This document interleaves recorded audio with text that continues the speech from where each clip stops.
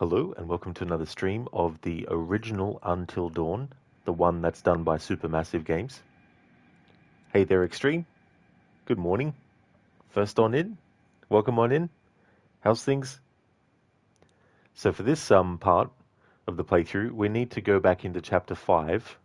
The way this game works is that when you start a new story, the game won't let you go in and replay an earlier chapter until you actually finish the story.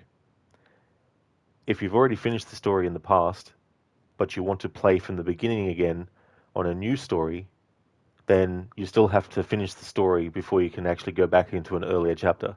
So there was some collectibles that I missed based on the fact that the guide I was using for a certain portion of the playthrough didn't mention any instances of collectibles being locked out depending on certain story choices. It wasn't until I found out with a different guide later that it was too late. So chapter 5, we need to go in and redo that. And the outcome that we need to get this time, that we didn't get before, is Sam has to escape the psycho before she got captured. And if she gets captured, then later on in chapter 7, the area that she gets put in locks you out of the area where the collectibles are. That if you don't get captured, she gets put in a different part, and so she can actually get those collectibles. So what we need to do is go back in to chapter 5, but the way this game works is we can't just go back into chapter 5, get the outcome where Sam survives, and then just skip ahead to chapter 7. We have to actually replay chapter 6 as well. And then when the game gets back to chapter 7, it'll be with the new turn of events where Sam wasn't captured, and then we can actually go in. Extreme, what have you win? Nothing. Yeah, I don't have anything like that for people who come in first. To be honest, personally, I'm not really someone who cares about first. I never actually go into someone's chat and put first. But that's for me, though. But yeah, on my channel, I don't have any rewards or anything for that. You're joking, Extreme. Yeah, that's fair enough. Even if you weren't joking, or even if you are joking, I still have to react and say things just to make it clear for people watching so that they know that that's not the way things are. Because not everyone knows when someone's joking or not as well. But I just like to clarify things for the stream and for the channel as well, so there's no misconceptions about stuff. But yeah, Extreme, you can't skip. So you can't go into an earlier chapter, get a different outcome, and then skip ahead to a chapter later, expecting to be able to have that outcome play out, whatever the results are. So let's say you wanted to go back into chapter 2 and change something. Well, you're going to have to play through chapter 3, 4, 5, 6, 7, 8, 9, and 10 again if you want to see how that might change things and all that kind of stuff.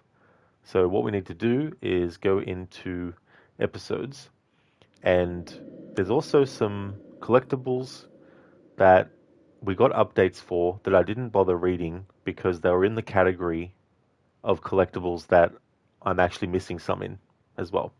So what I'm going to do is first, with the guide that I'm looking at, going to go to episode 5, and I can't really remember what things I might have collected up until chapter 5. So we'll just go into episodes. Let me see. So episode last year, Friendship 2, Darkness 3, Isolation 4, Loyalty 5, Dread. So this is what I needed to replay. This episode 5. Fun fact, this will actually be the first time when I've played this game ever, and I haven't played it heaps of times, but it'll be the first time I've played this game ever where I've actually gone back in to do an earlier chapter to get different results. So it's going to be interesting to see what the preface is and all that kind of stuff. Hey, Mr. Gote, I'm going well, thanks, dude. How about yourself? Hey there, Babs. Welcome on in. How's things? Hey there, Neko Owl. Welcome on in. Bonjour or hello. I understand some words in other languages for basic stuff, but yeah, apart from that, my vocabulary with other languages is very, very slim. But welcome on into you as well, Neko. How's things going?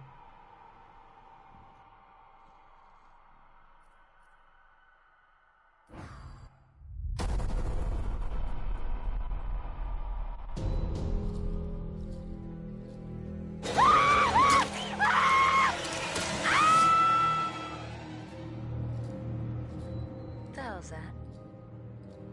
That could be a lot of things. None of them nice. Quit it. Here's our one-way ticket to the spirit realm. I've just been through enough spooking for one night, okay? I see a hot bath in my crystal ball. Go have fun.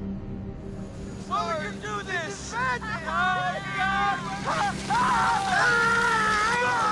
Jessica! Oh my god! Oh my god! Shit.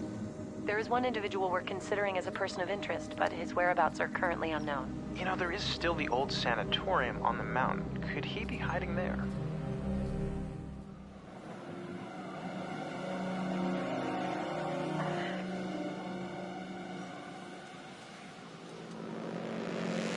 Jesus. That's not good. That's really not good.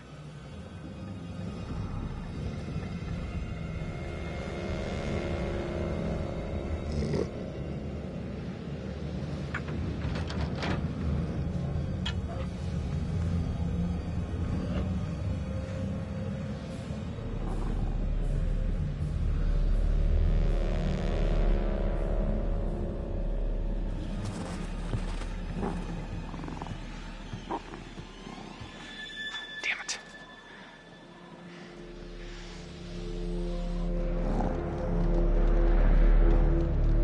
All right. Let's get a closer look.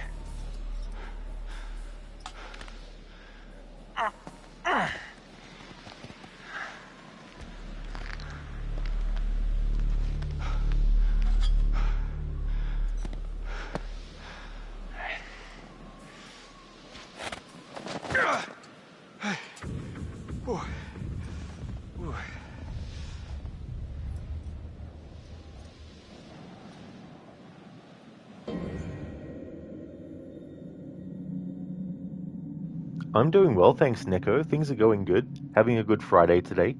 Glad to hear that you're going fine. That's awesome. Babs just stopping in to say howdy. Have a good stream, my dude. Thank you very much, Babs, for doing that. Really appreciate it. And I definitely will have a good stream. Thank you so much for popping in. I hope that things are going well. Hope that you have a great rest of your Friday also.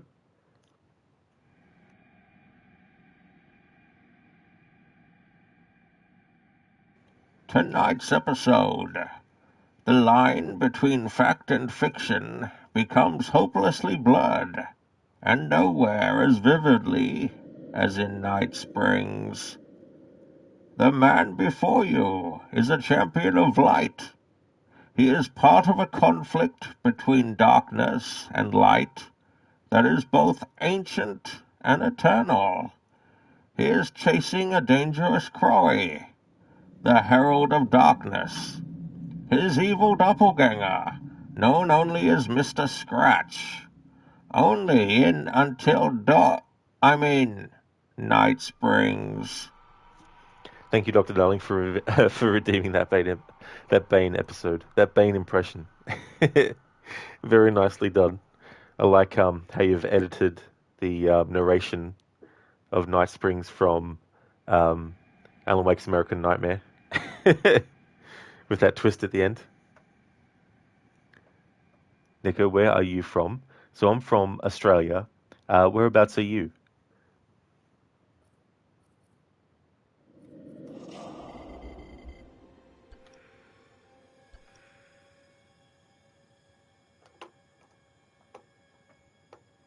Just looking ahead here at my guide, extra clues for escaping the Psycho.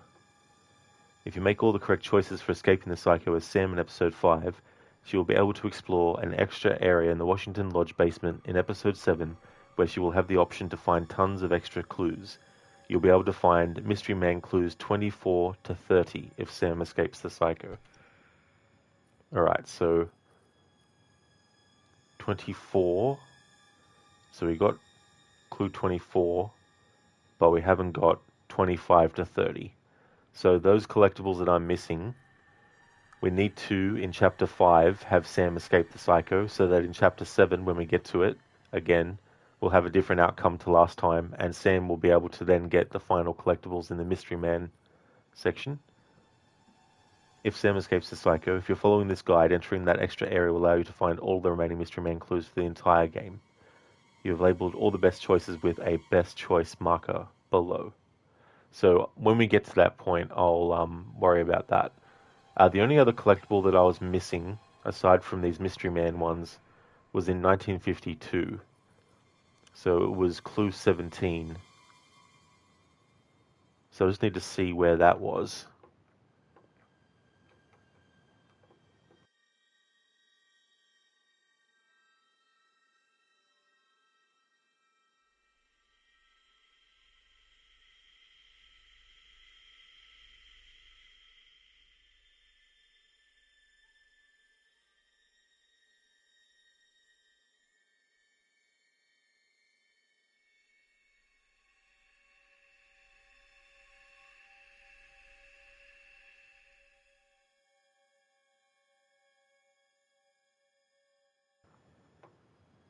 Alright, so it looks like the 1952 clue 17 that I'm missing is actually in chapter 8. Okay, so we're going to have to play chapter 8 as well. Alright. Okay, so that complicates how long things are going to take. Yes, of course. Now I remember where I fucked up before. So in chapter 7, you need to have chosen to hide from the stranger in the previous chapter. Alright. So that was the previous chapter, chapter 7. Alright. Need to make sure that I have chapter 7 open.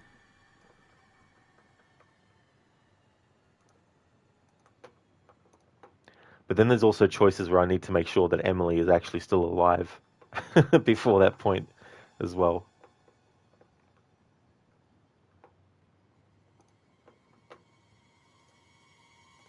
Okay, just organize my tabs here. Alright, so 5, episode 6, episode 7.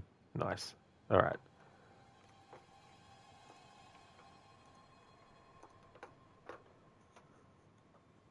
Dr. Darling, you tried continuing the quarry last night. You just can't get yourself to like the game. That's definitely fair too. That can be hard as well, especially when a game is going to be long. Neko, oh, you see. Yeah. Yeah, so what they call the land down under, because apparently everything is supposed to be upside down compared to the other parts of the world. Dr. Darling, all the main characters are annoying and horny teenagers. Caitlin thinks she's a princess. Nicholas is a nerd. Ryan has the personality of a wooden stick. Jacob is, you don't use words. Yeah, that's fair enough, Dr. Darling. Yeah.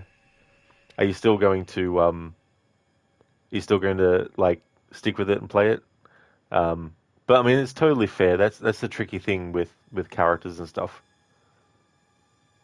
Is if you don't like the characters, then you're not really going to care whether they live or die, which means, your investment in the actual story might suffer as well. Mr. Goethe, you love this game. It was so good. It really was. The more I read about the remake, the more I'm just like, really? Like, there's several decisions that they've made with the remake and they've also made with the movie that tie together. And I'm like, no, that's not it. The original is better.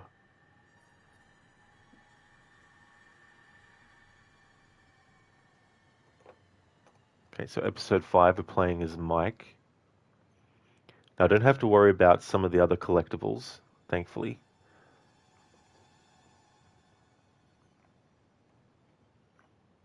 Okay, so I need to go through the door on the wall.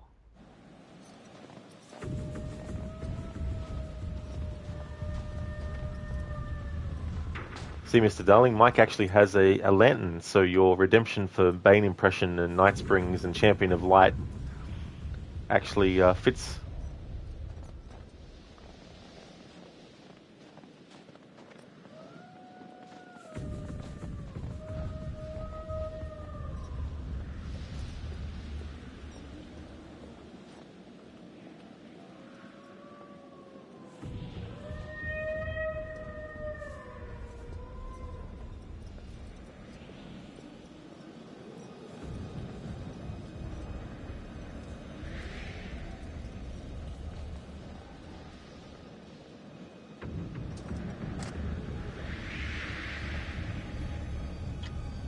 Damn it.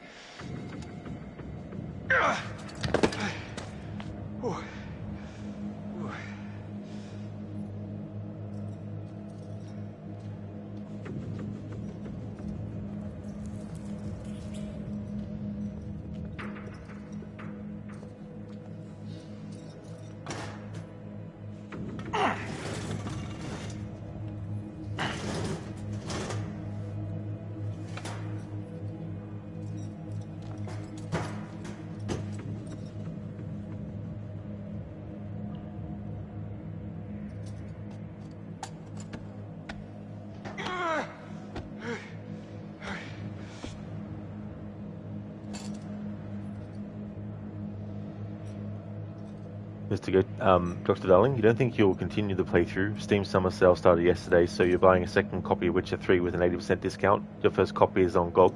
Oh, that's totally fair too as well.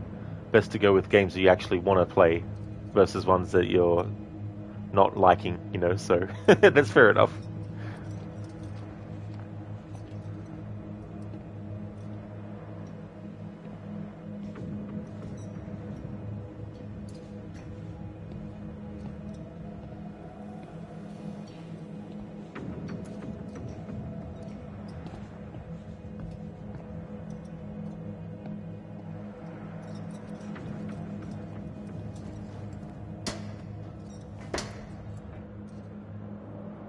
Oh, that's different.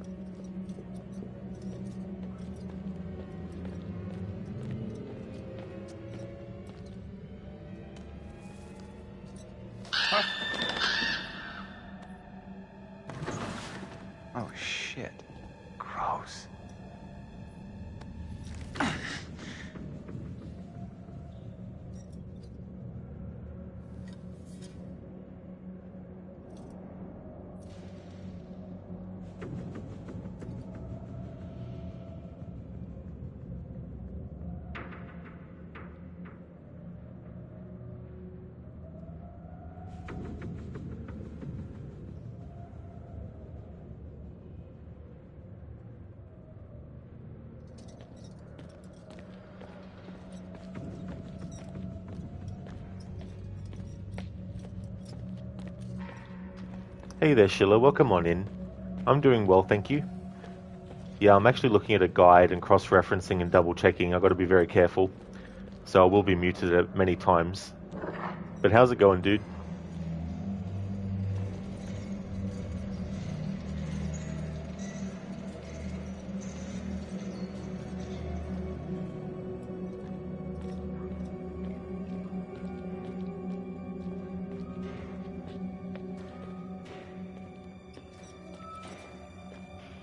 Yeah, it's one of those things where if I fuck up, I have to actually redo again from chapter 5. So I want to make sure, because I've got to redo chapter 5, 6, 7, and parts of 8 as well to get collectibles I missed. Glad to hear that you're going good, dude. You're just getting your day started? Oh, that's good. Well, I hope you end up having a great day today. I probably won't even get to Alan Wake today, I don't think. This might take a few hours. But we'll see. Thankfully, I don't have to recollect all the collectibles that I had already gotten.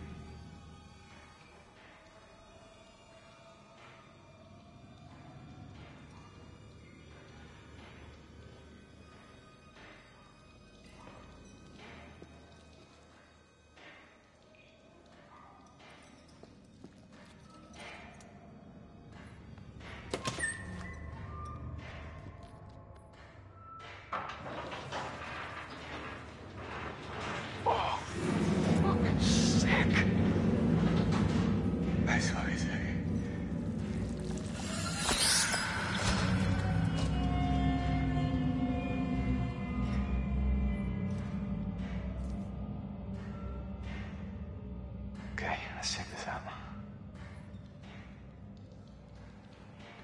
Sheila, so it's possible to get everything in one go with the right decisions. It is, yeah. The guide I was using at the start of the playthrough, though, didn't mention these things. It wasn't until I'd already gone past chapter 5 that I started to use another guide, because something led me to use another guide. And then I was like, oh shit.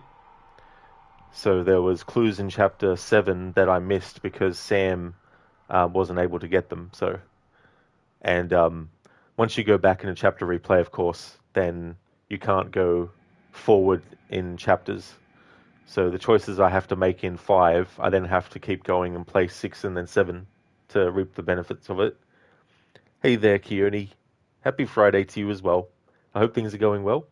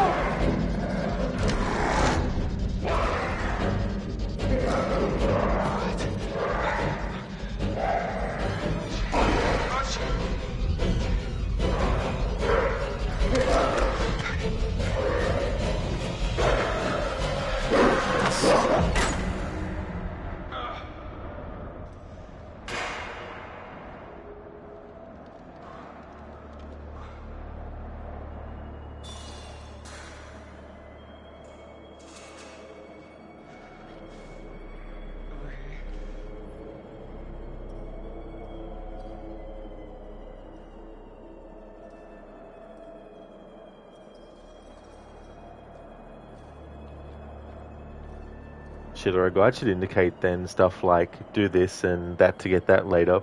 Exactly, Sheila, that's the thing too. And the guide that I started using is much better because it lays out all the information you need regarding to, okay, so if you make this choice, this happens. If you make this choice, that happens. If there's anything that you get locked out of later based on a choice, they'll let you know so you can avoid that, and all that kind of stuff.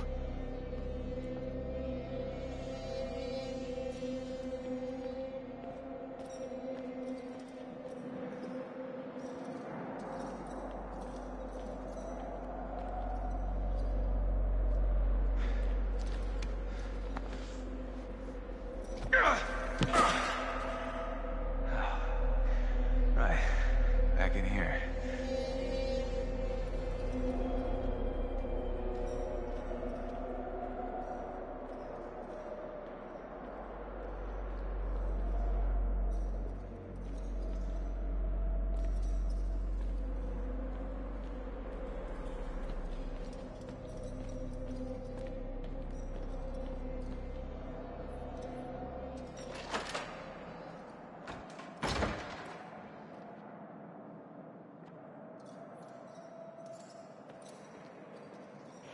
The glitchy, the glitchy lantern.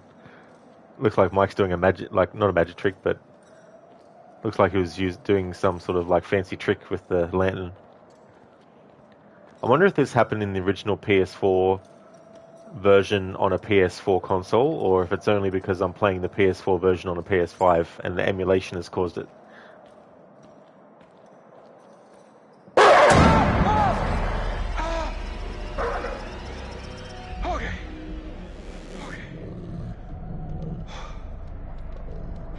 Easy, boy.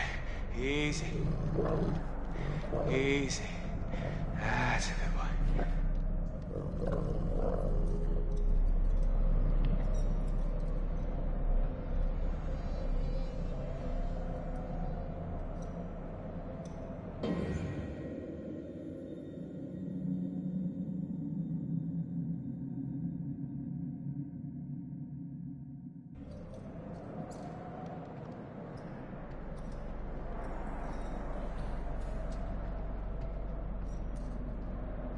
So, what have we here?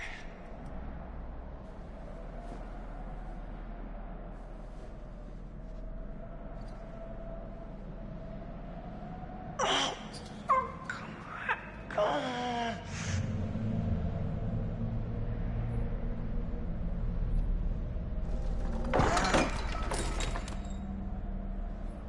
Nice.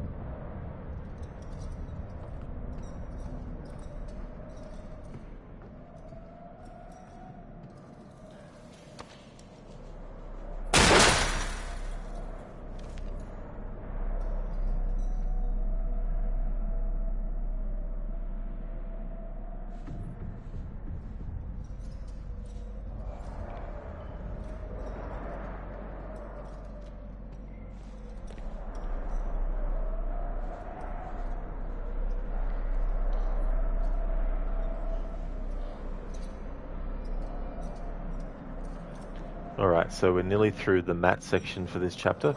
The Mike chapter. Sorry, the Mike section. And then the next section will be the Matt chapter with Emily.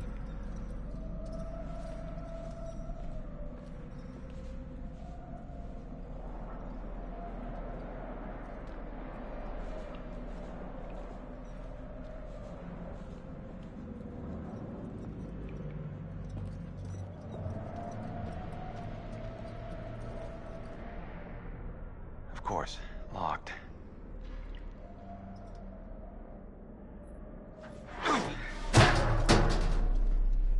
Okay.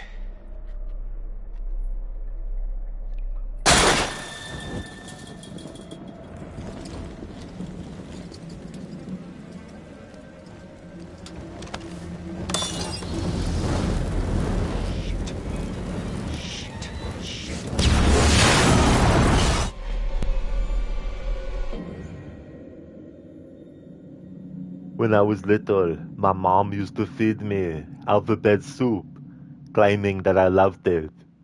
I didn't really. She was just putting words in my mouth. That's a classic one. Thank you for redeeming that as an Arnie impression, Sheila. That's very, very funny. I would give you an A for that.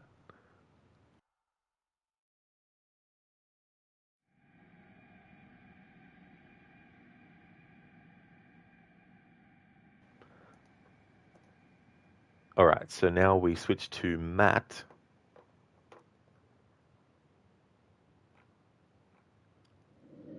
I need to make sure that I make the same choices that I made when it comes to this part.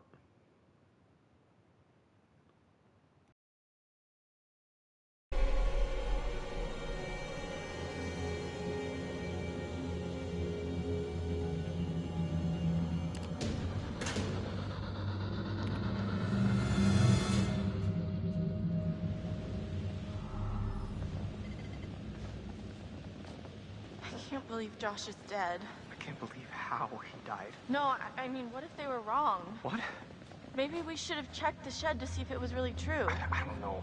There are some things that once you see them, you can never unsee them. Yeah, I guess, but some things you have to see for yourself. I'll take their word for it.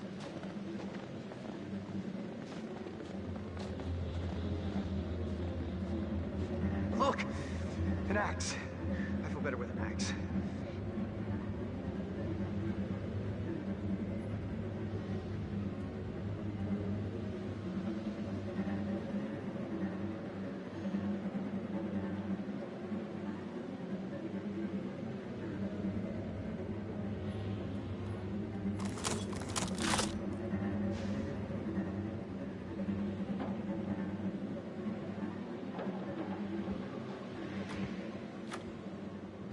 Oh, what now? This is locked, Matt. We'll break the door down, will ya?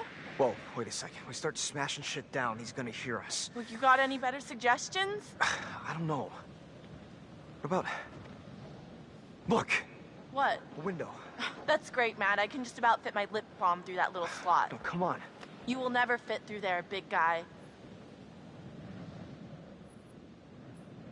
Okay, fine.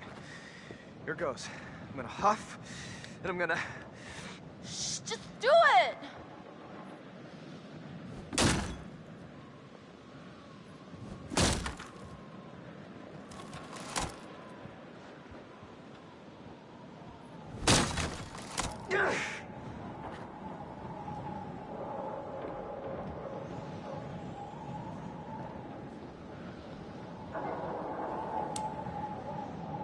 Oh. Damn. What happened? This is crazy. We were here just a few hours ago. This must have just happened. What the fuck is going on? It's got to be the guy, the one who got to Chris and Ash and Josh. He's gotta know this is the only way back. Don't say that. Look, the cable car's all the way out there. Well, I mean, that's not far, right? You can jump it? I'm good, but not that good. Flattered, though. Well, Matt, if you can't jump that, what are we gonna do? I don't know.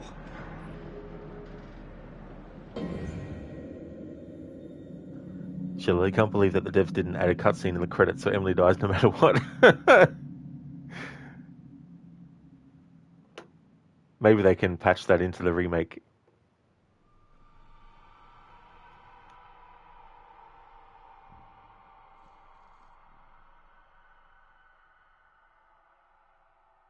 Everything is like so busted up. I think they knew exactly what they were doing.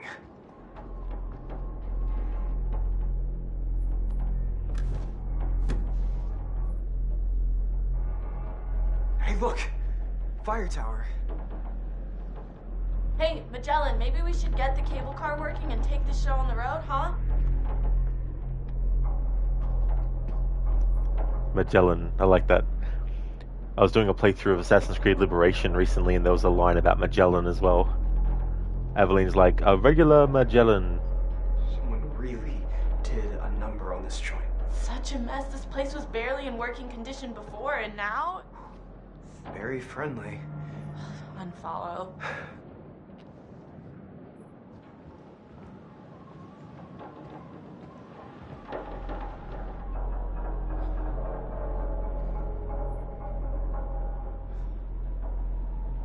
Great. No keys, no cable car. So, back to square one. What about the fire tower on the map you found? Look, I guess it's an option. Oh, maybe it has a radio or something. I mean, it would, wouldn't it? Probably, yeah. Matt, we gotta get to that radio. Alright, so I disagreed the last time. I'm going to make that choice again.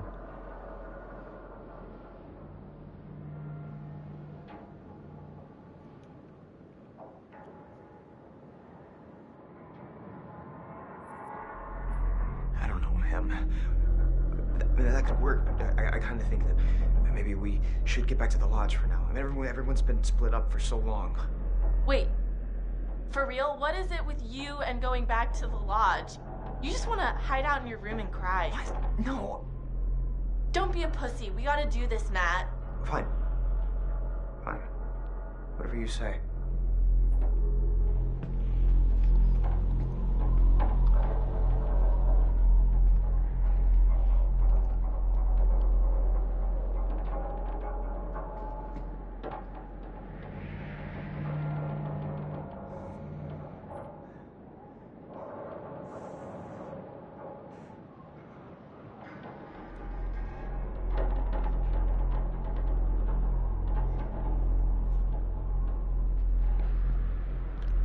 Okay, so we're almost up to the part of the chapter where we play as Sam. Oh, hold up.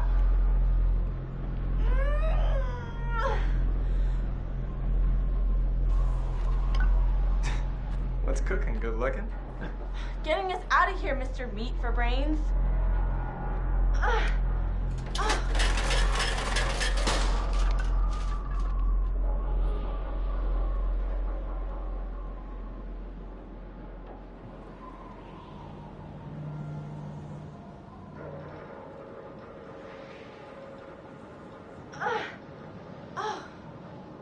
Look at this bad boy. You're coming with me, buddy. And just like magic, come on down. We can totally get out here this way.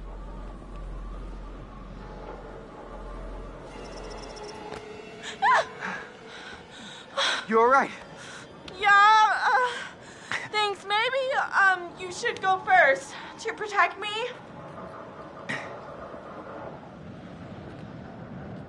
Okay. Okay, easy now. Okay. Alright. Oh my gosh. Almost. Almost. I'm feeling kind of faint. Don't look down. Whoa. Okay. Okay. Holy cannoli, thank God that's over. Yeah, for real.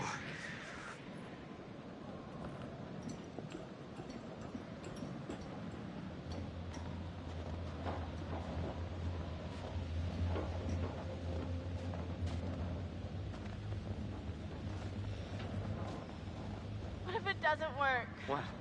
The radio. It'll work. But, okay, if it doesn't, we need a plan. Maybe we can just climb down. Climb down what? The mountain. Are you serious? What's the big deal? It's not like it's floating in the sky. It might as well be. It's pitch black out. Hey, hopefully we won't have to. You think the psychopath is just gonna give up and run away? No. But maybe we should find a safe spot. Hole up, wait it out. It'll be a lot easier to figure this all out in the morning. As long as we don't hide in the lodge, that's where he expects us to go. Sheila and Emily don't slip, continues to push her down. Imagine if that was an outcome you can do. Keone, is this the better version of Until Dawn? Well, the more I read about the remake, the less I'm inclined to actually play it. Because there's several things that they've done, and also the movie, which ties directly together to the game, to the remake, that is which I'm like, you've really sort of like ruined the elements. But I mean, from a graphical standpoint, the character models might look better, but the lighting decisions they've made in the remake, they've gone against all the lighting decisions in this original. So, but I'll play it in the future at some point, but it won't be this year though. Watch where you step around here, Em. Yes, Matt. Given the choice, I'd prefer not to spend my evening plummeting to my death off a snowy cliff top.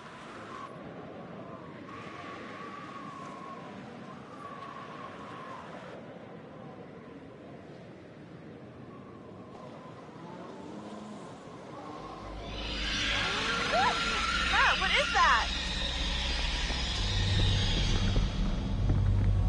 I don't know. Jesus! Shit!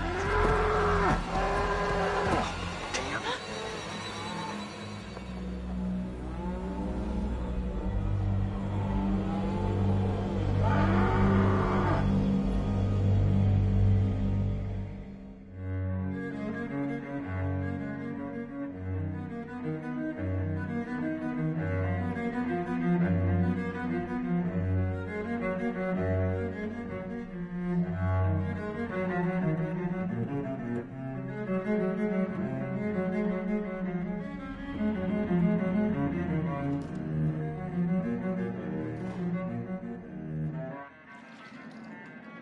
Hello? Guys? What are you doing out there? Being creepy? Okay.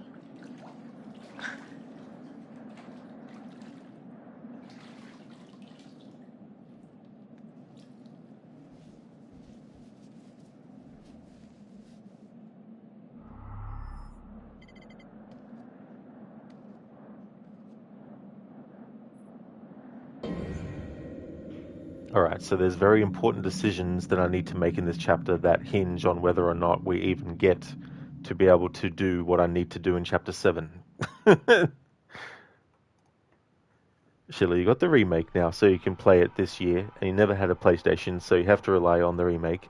That's definitely fair enough too, Sheila. It's a shame that they didn't make the original available on PC as well. That would have been a good thing to do.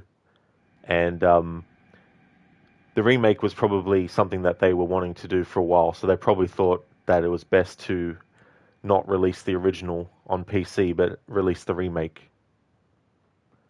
That reminded you of Amita's Moo Redeem. Oh yeah. Wonder where that originated from. Is that something that happened in some game that he played or something? I'm not too sure.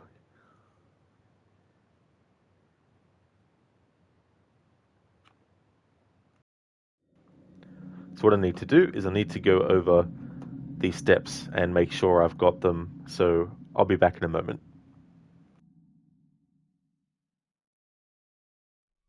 Oh, that's fair enough, Sheila, for sure. Yeah, I thought it might have been like some video game thing or something.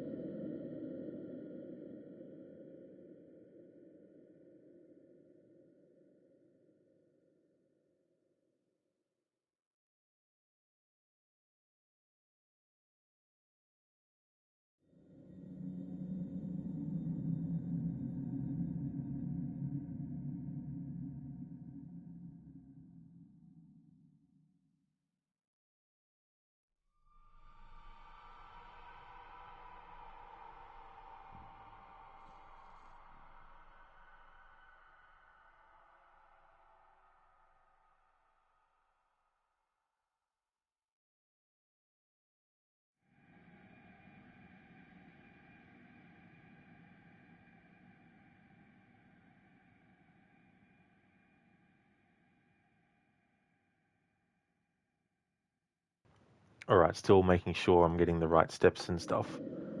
But I just needed to check something for a moment with, what was it? I think it was in status and collectibles. It was butterfly effect, that's what it was. Let me see, so butterfly effect, something for later. Oh good, yep. Just wanted to double check. So I did actually make the choice earlier than chapter 5 to leave the baseball bat in the cellar. Cool. You got all Ninja Gaiden 2 achievements. It was tough though. Oh, very nice. That's good. GG's on that. I haven't actually played those ones in the series, but I remember playing the old school original games, and they were very difficult. So I can only imagine that they kept that for the newer games as they went on too. But that's really cool. Congratulations on that. You got to feel good about that.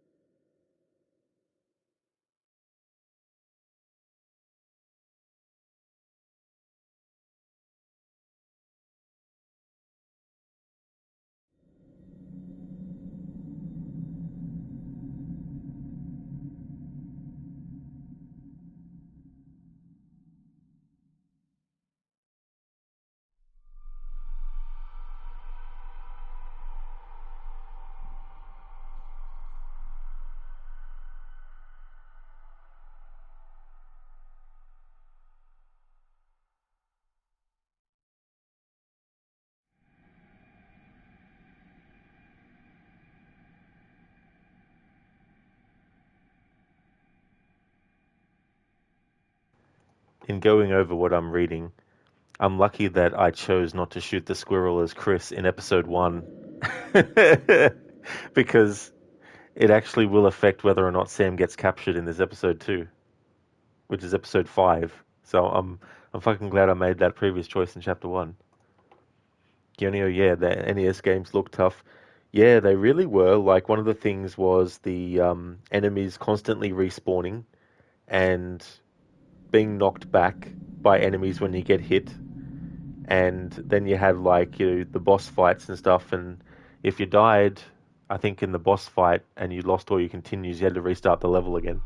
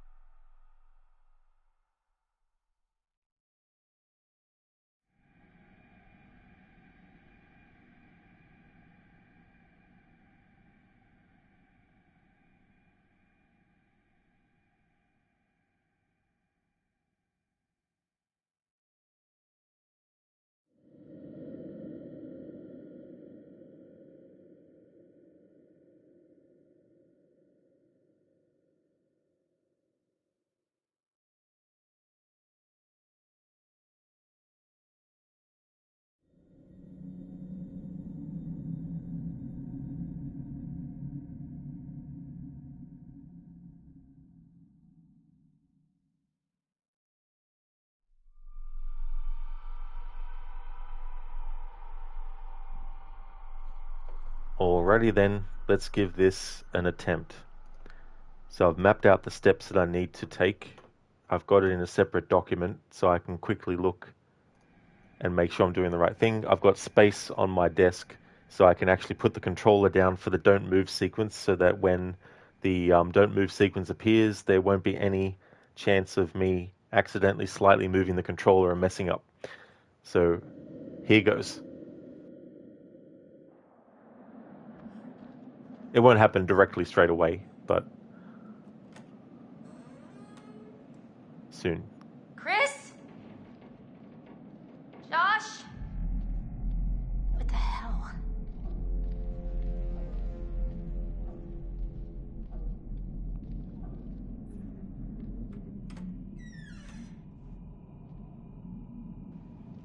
I managed to get the item later as another character, but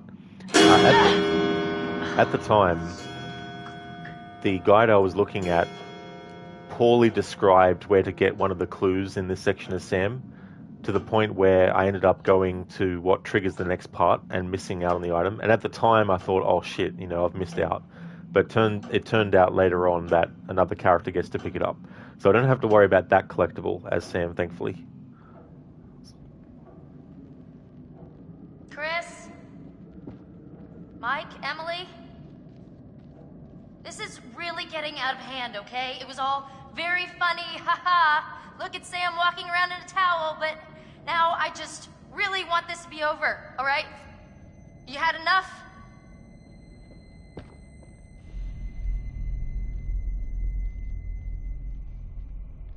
Okay, if you were trying to freak me out, guess what? You succeeded.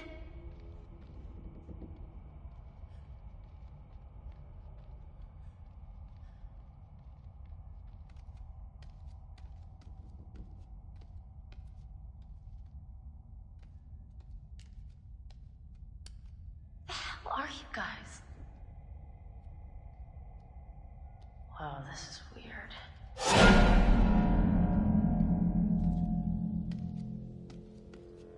Hey, guys, come on! Oh, I'm done with this. I really don't appreciate the silent treatment here.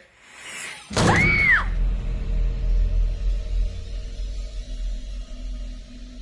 Hello, Samantha.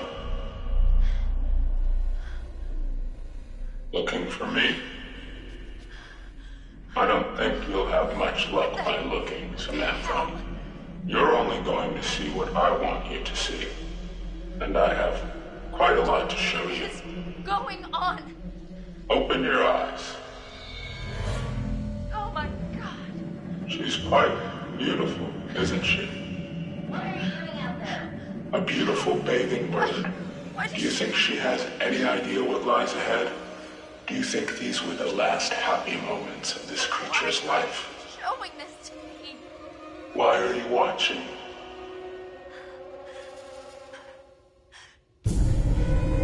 Josh! How does it make you feel? No, what did you do? I'm going to give you 10 seconds. 9, No, 8, no. 7. Please, no. Sam?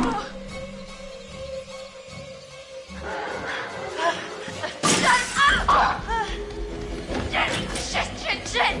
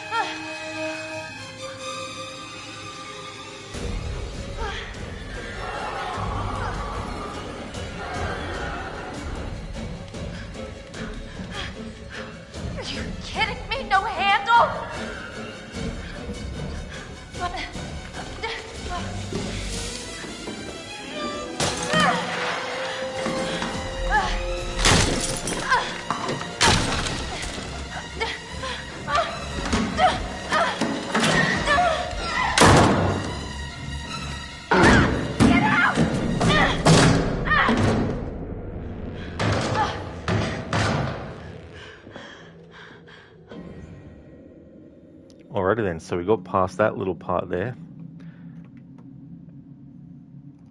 Just need to recheck the choices I need to make from this point forward.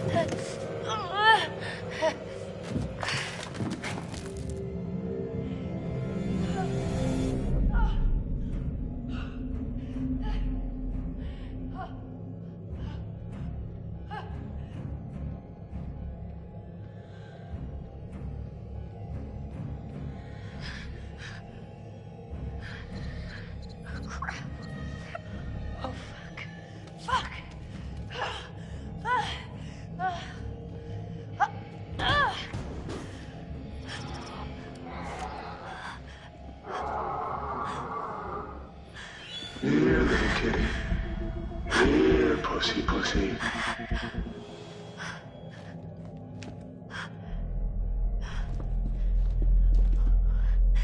Fuck!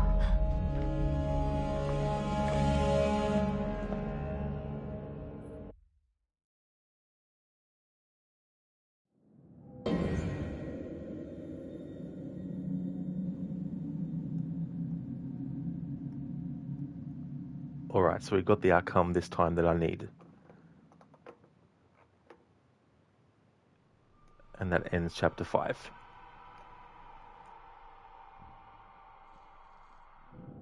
Well, that certainly didn't go according to plan, now did it? Such careful, brilliant plotting, and yet in a crucial moment you are foiled by your own inadequacies. I told you that everything you do has consequences. Do you think this mistake won't have repercussions? What you do and what you say causes things to change. Yes, all the good work we did exploring the source of your fear. And you've just gone and used it for ill. Your overwhelming fear of the dark. You have turned it against these people who use it desperately to torment. Has it been worth it?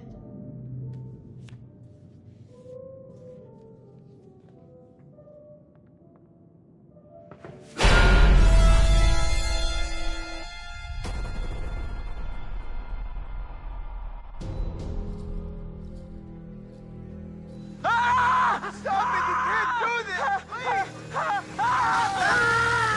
What are you talking about? Oh my god, we gotta get out of here. I don't understand what happened. There's a maniac! This is insane. We need to go get some help. Hello? Guys? Hello, Samantha. Looking for me? We should look for the others. Mike and Jess are off 69ing each other, and who knows where Sam I is. think she's in the lodge. Why are we still talking about this? Let's go! Hey, look! Fire tower. Matt, what is that? I don't know.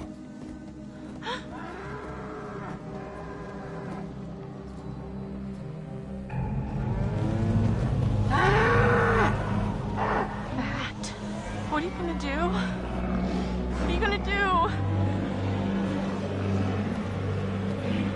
Stay calm. Relax. They're just deer. They just want to check us out is all. No, Matt. They're gonna hurt us.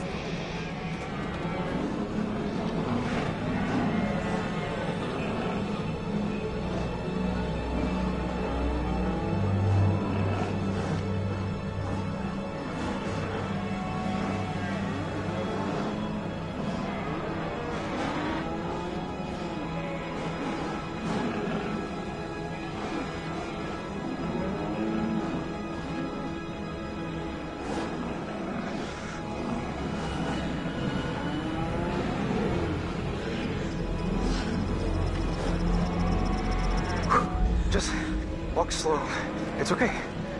Come on. It's okay.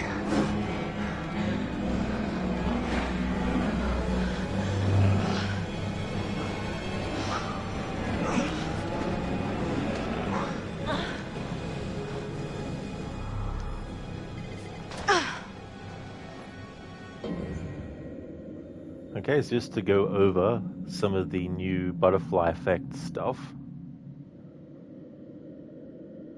Alrighty then, so as a result, in Chapter 1, as Chris choosing not to shoot the squirrel, rats with bushy tails, Chris chose not to shoot the squirrel.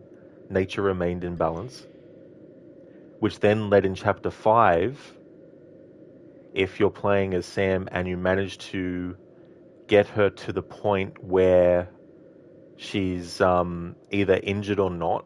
So if you shoot the squirrel as Chris in Chapter 1, then even if you get Sam successfully to a certain point in the Psycho chase in Chapter 5, she will be discovered by the Psycho because she'll have blood on her from an injury she receives.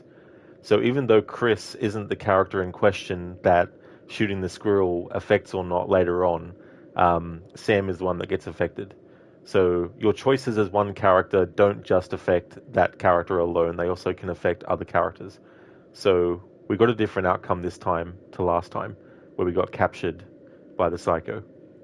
So that was one of those situations where the choice I made in Chapter 1 to not shoot the squirrel ended up doing me a lot of favors, having to replay Chapter 5. In fact, it would make it impossible to get the items that I need if in Chapter 5 Sam had actually been unable to get away from the Psycho from the squirrel choice earlier. So that's that butterfly effect. And then run or hide. Sam made all the right choices during the chase. In the first time I went through this chapter, or that chapter, sorry, because we're in a new chapter now. The first time I went through that chapter in this playthrough, Sam got captured. So this butterfly effect for run and hide would have been the opposite. But this time around, she didn't get captured. So that figured in well.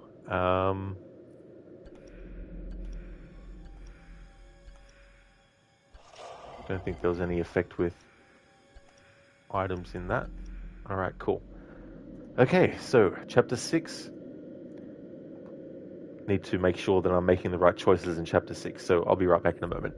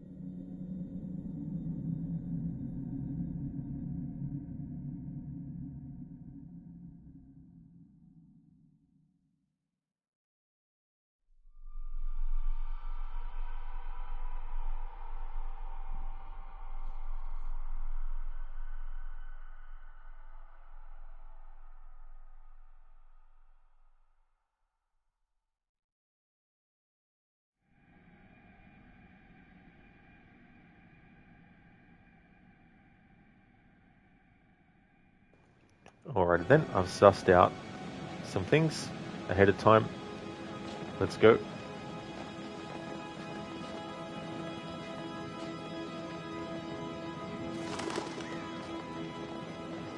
There's certain choices here that you have to make if you want.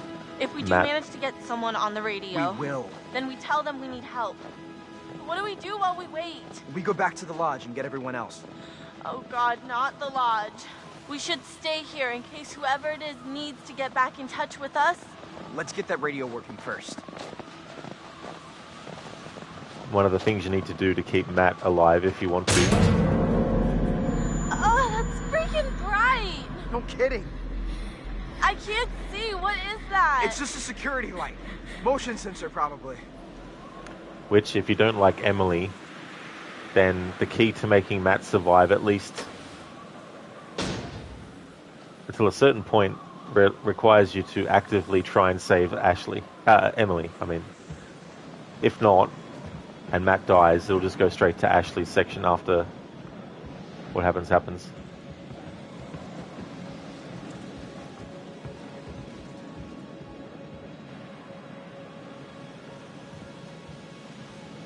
Obviously in these games, even if you get a character to survive one situation, it doesn't mean that they're guaranteed to survive for the rest of the game, of course. There's definitely different intervals characters can end up dying.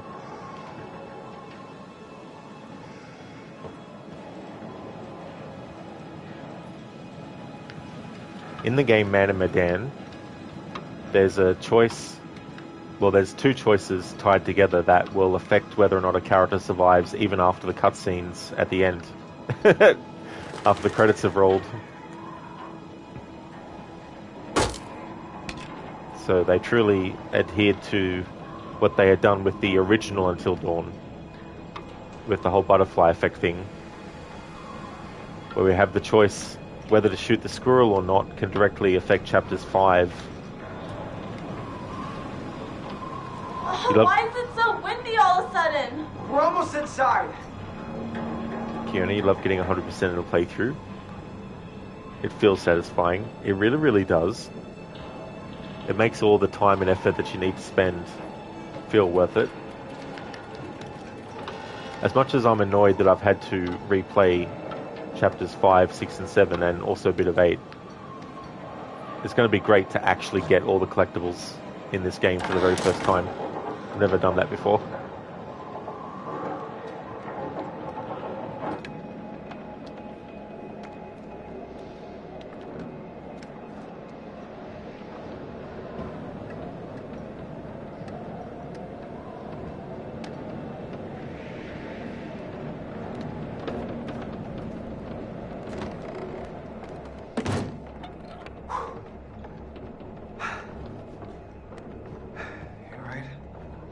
Yeah.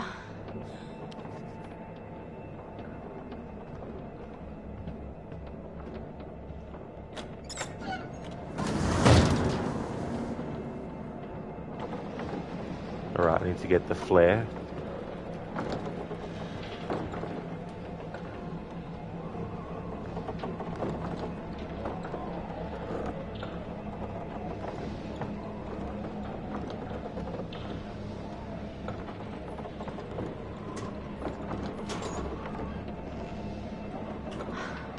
Go. Alright, so we're going to give the flare gun to Matt. You take this, might need it. Aye, aye, Captain.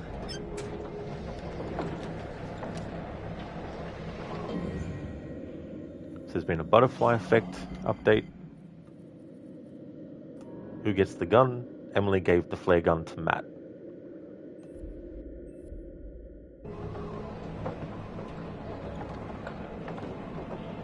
So I need him to keep it. There's things that you can choose which will prevent him from not using it if you give it to him, but I need to make sure that he doesn't actually use it for the first instance and instead waits until later.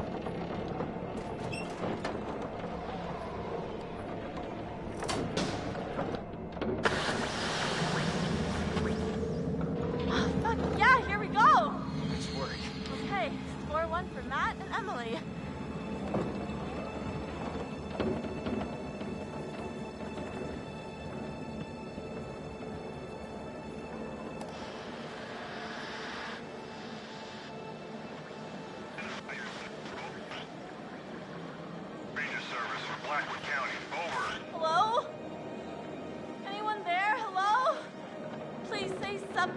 out there, please. We need help. Over.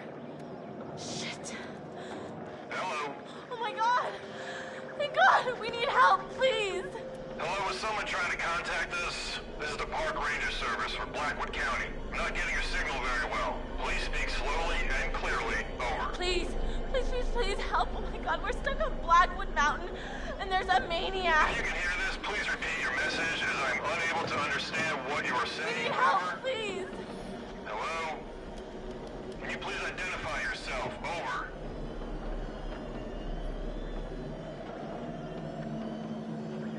My name is Detective John Kimball. I'm a cop, you idiot. Come on, get over here now. We're gonna die if you don't hurry up. Hey there, Ryu. How's things going, dude? Oh my god, okay. My name is Emily. Hello? You're not coming through clearly. Please repeat. Over.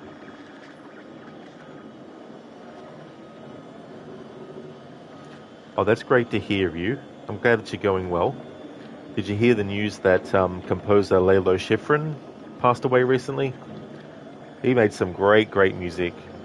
After I found out, I listened to the Enter the Dragon theme. It was such an iconic theme, and I think it was the first thing that I actually heard of his work as well when I saw that movie back in the day. Yeah, Kieran is like, come on, I'm Arnie. You need to get to the chopper, quick. Yeah, Ryu. Yeah, he was 93 years old. A lot of stuff, like, I never actually knew that he did the original. He was the one that came up with the Mission Impossible theme song for the original series. So that was pretty cool. And he actually, I don't know if he did many video games, but he actually did, I think, the opening cinematic music for Splinter Cell Pandora Tomorrow as well. And of course the Rush Hour movies and, you know, all that kind of stuff. So he had quite a varied career doing different kinds of, you know, movies and all that kind of stuff.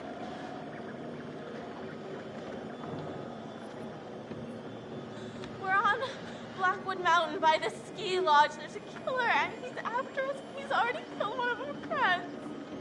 Oh God, please help. You've got to help us.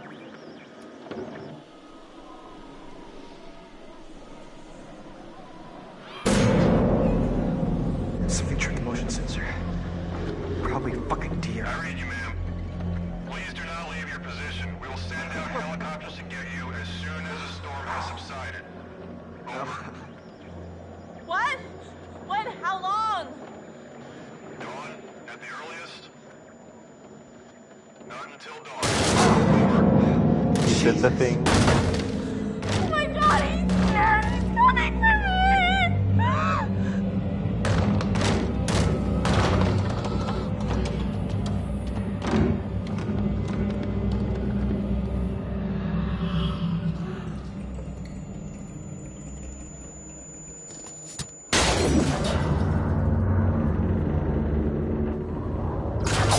He sure did, Kieran. Yep. I like when they do that in movies and games. Oh my God, that was happening. The tower! Shit! Don't move! Ah!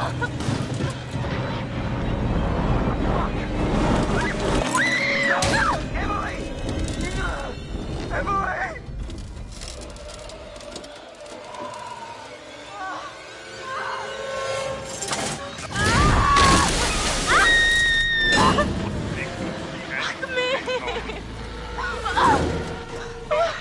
Yourself. Over. Shit!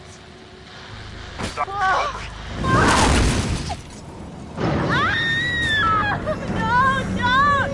No! Oh shit!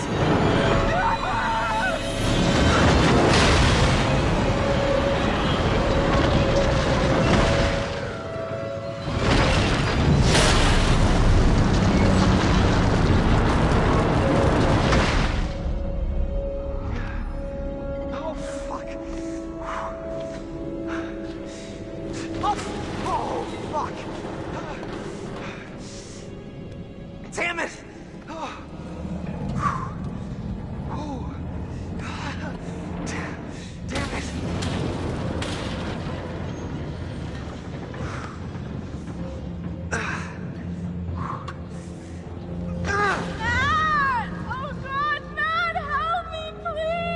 coming! I'm coming! Em, this is pretty unsteady over here. Matt, you gotta do something right now. What are you waiting for? I'm thinking! Let me think! Don't think, you idiot. Just get me out of here. Emily, you're upset. You need to calm down. You're gonna be fine. Ah, stop talking. I can't take it. Stop yelling at me and let me work this out, okay? Yeah, you just take all the time you need. Not like I'm going anywhere. I'm gonna try and get to you and pull you up. Now, will you please get me off this goddamn tower? Please, please, please, Matt, just do something! I'm coming. Here. Ah! Shit. Oh, shit. Oh. Matt! I don't want to tip it.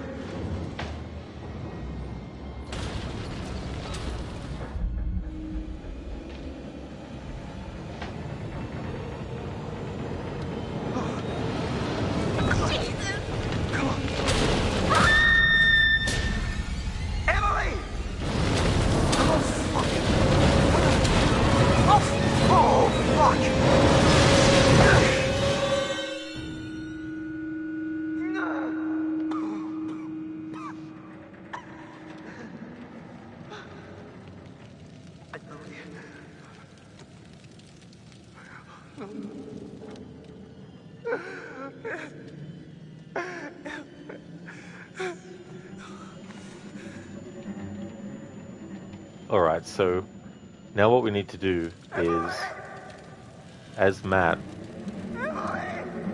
because we gave him the flare gun, and I think there's some other choices I made earlier, but giving Matt the flare gun, in this coming situation, he'll have something to defend himself with. If not, he'll die.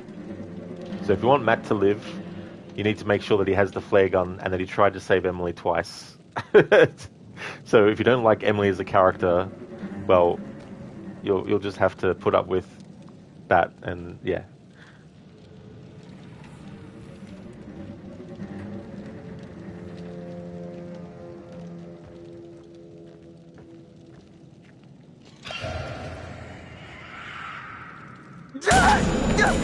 Get off! Get off!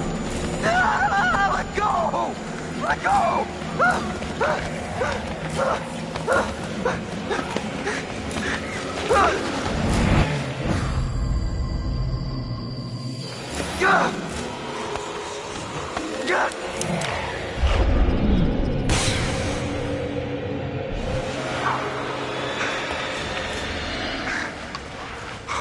Holy crap. There we go. Used a flare gun. We'll be using that in another game that I'll be starting a playthrough of after this She is wasn't finished. up there? I don't know, I didn't see her. She must have come down here. I haven't seen her either. Alright, so let's have a look at the update in the butterfly effect. So in the who gets the gun category, Emily gave the flare gun to Matt, so Matt had a defense against the attack. Now obviously if you fuck up the QTE, even with the flare gun, he's going to die. But at least having the flare gun means you get the opportunity to make sure that he actually survives that encounter. Sheila, too easy, give Rod a challenge. Like doing a challenge in this playthrough where you can't touch the ground. Oh wait. That'd be really, really tough. Save yourself. So Matt tried to save Emily. Matt fell into the mine and was attacked. Matt escaped death. Okay, so now we're controlling Ashley. I'll just look ahead in the guide to double check stuff.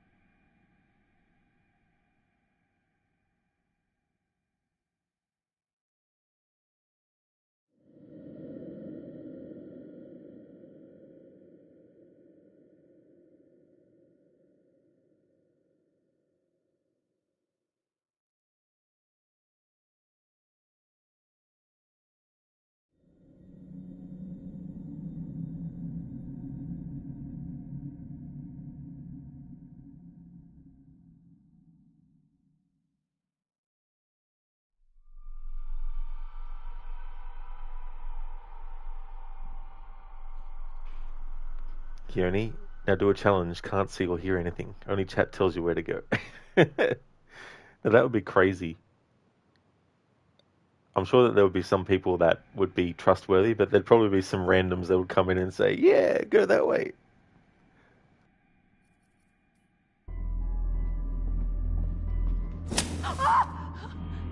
Did that just happen? Damn it, what is going on around here?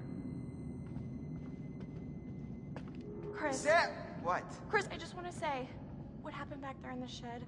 I know how hard that was. Josh was your friend. Ashley, stop. No, I want to say, thank you. Thank you for saving my life. Ash, what was I gonna do? Okay, I couldn't let anything happen to you. I couldn't.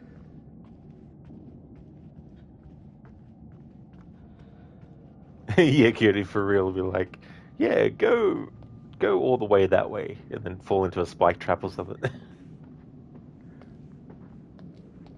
Ash, Hey there, Code.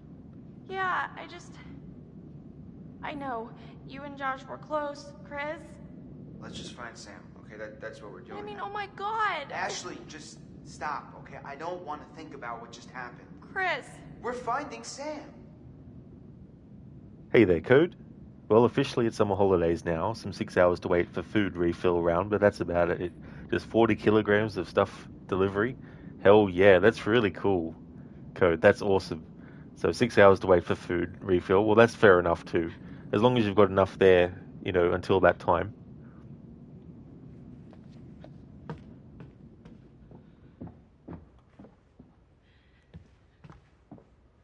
This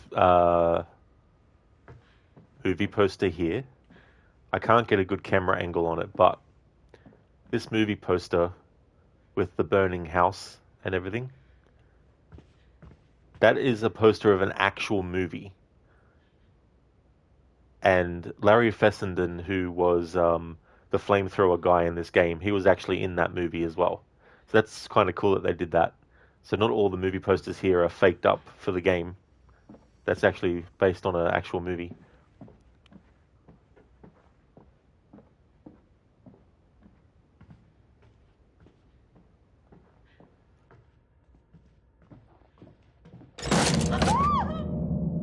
What the heck?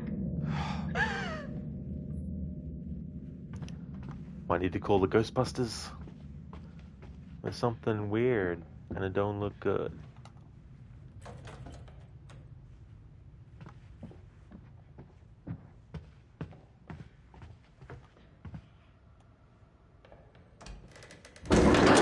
This is so effed up.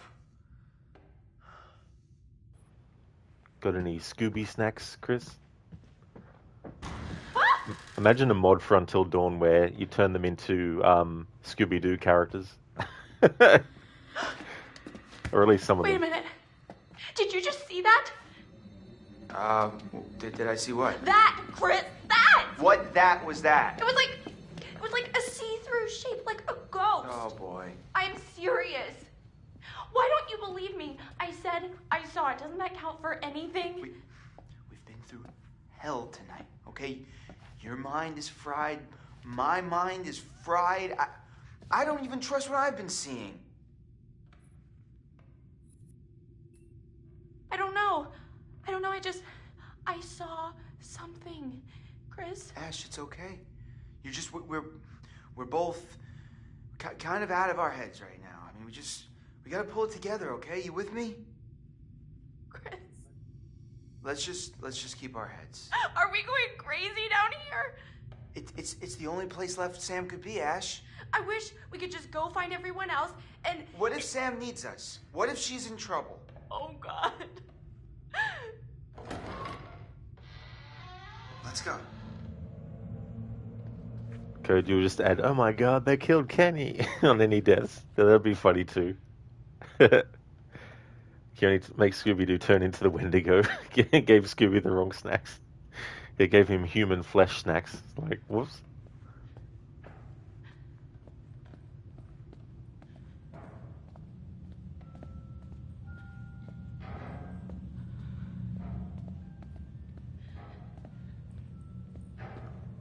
One of my favorite VHS tapes I had when I was a child was Scooby-Doo Meets the Addams Family, which is quite funny. But I don't know if it's still available anywhere.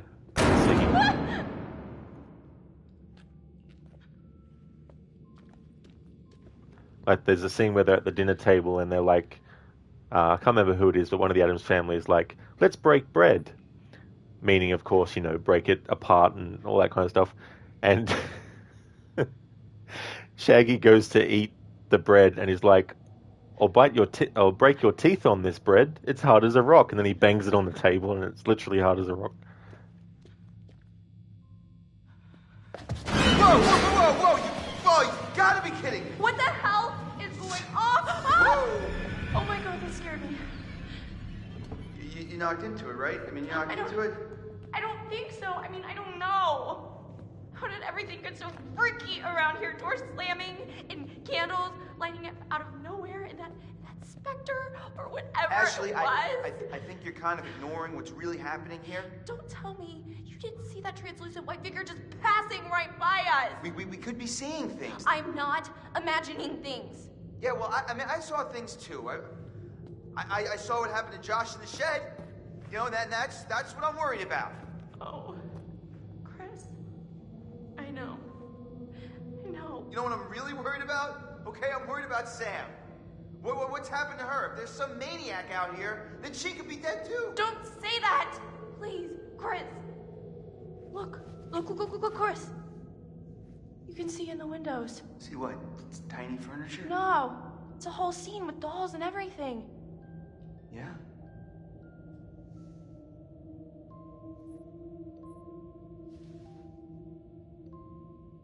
Huh, I guess you need a key if you want to play around in there.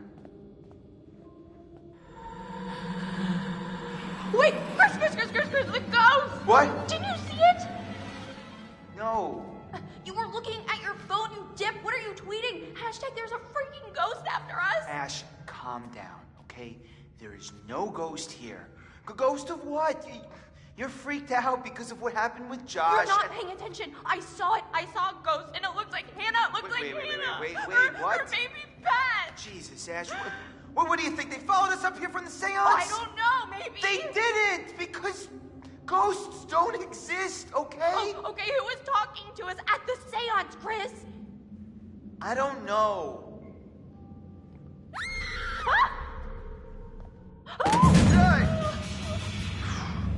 What did that? How does a picture just jump off the wall like that?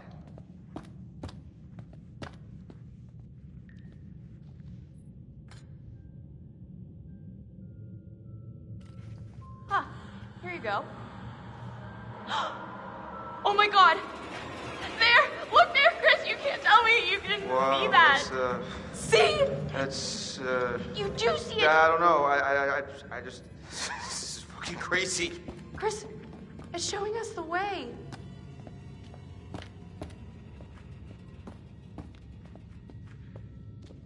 Oh, this is unbelievable. I feel like the ghost wanted me to see this. What?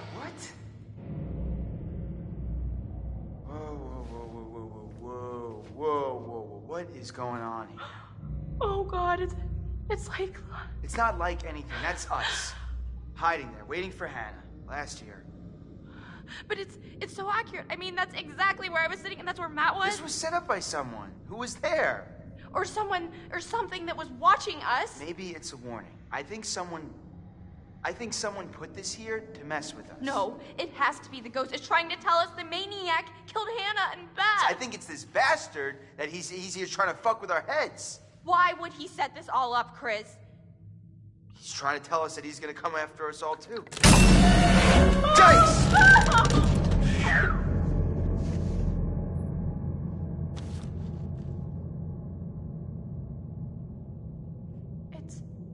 It's Hannah's diary.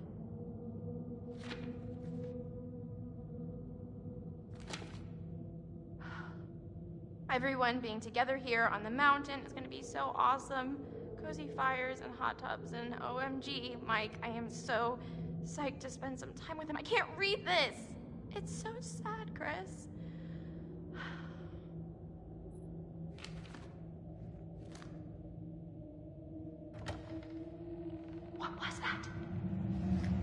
Anyone down there?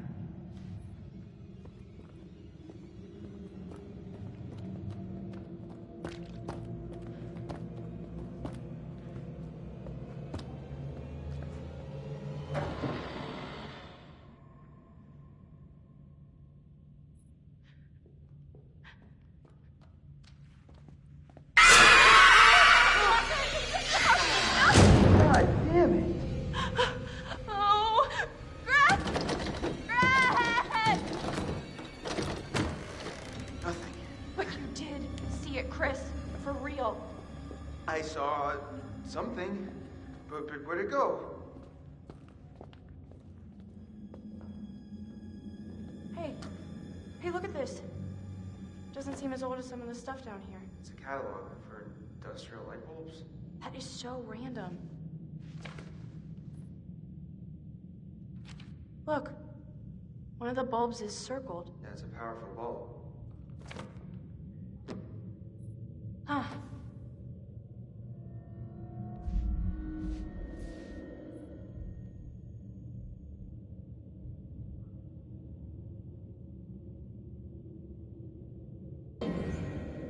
Alright, just need to double check the guide for a moment.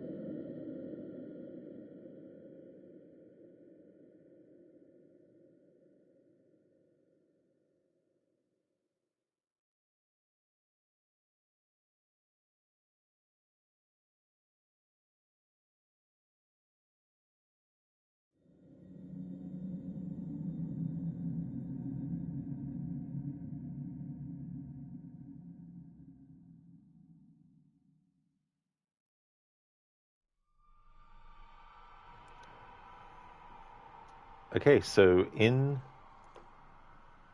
the part of this playthrough where we went through from the start of the game and we had Sam get captured in Chapter 5, there's a dummy that you find if she does get captured in Chapter 5.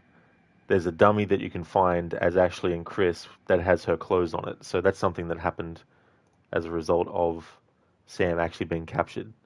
But if you manage to have Sam escape, then you won't see it.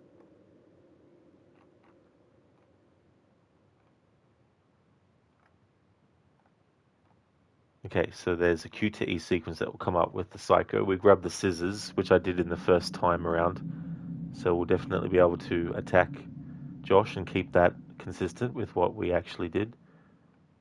And then there's the choice with the gun. Alright, cool.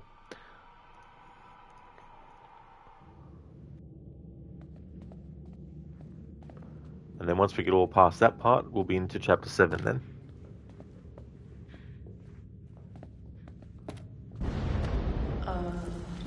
What was that? Huh. So I think that was Mike blowing up the, or there was like something. No, it might not be that because the sanatorium's far away from the cabin. Wait, there's a whole nother room through here. It's mammoth. Chris, I don't know if I want to keep going.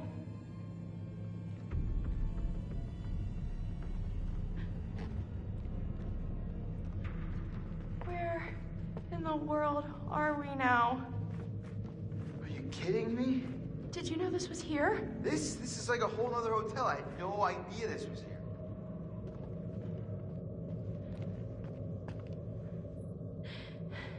I don't think I can take any more of this.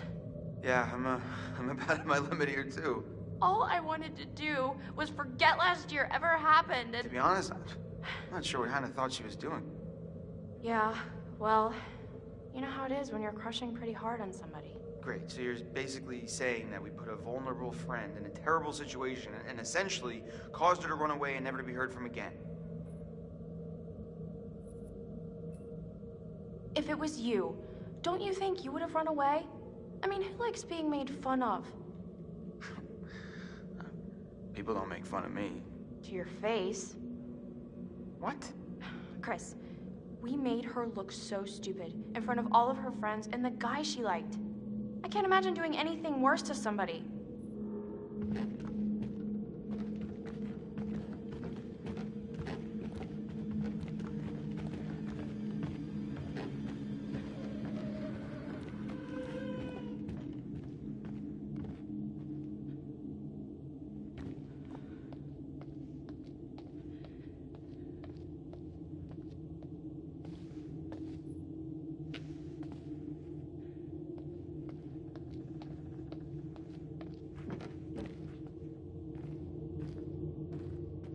You know what? No. Ash. No, I've had enough. I'm not going down any further into this nightmare, Chris. Ashley, I understand, okay? I'm really freaked out too, but if Sam's down there all alone with a maniac and we leave, we're basically killing her ourselves. I know. I don't think I can do it. Yeah, it's not looking good, huh? I'm really scared, Chris. I'm scared too, but I got your back, okay? As long as you got mine. I do.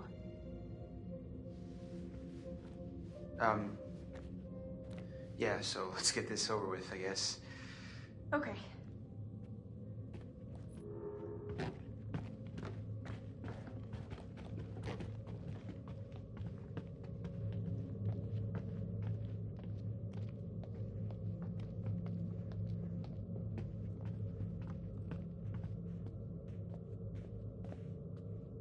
Chris, I'm getting a really weird feeling from all of this. What do you mean? It just doesn't add up. What doesn't add up? Any of this, the psycho, all this crazy stuff going on down here, I feel like we've missed something that'll make it all connect. I know what you mean, but, I mean, who knows what that would be? Yeah, I guess you're right.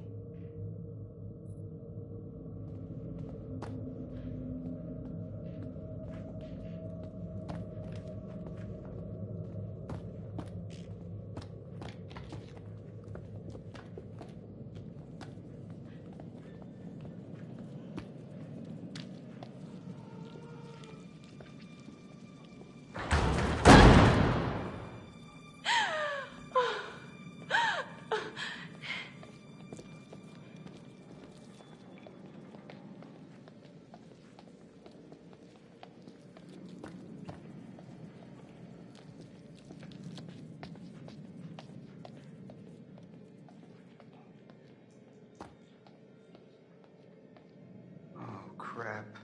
Look at that. Blood? Might be Sam's.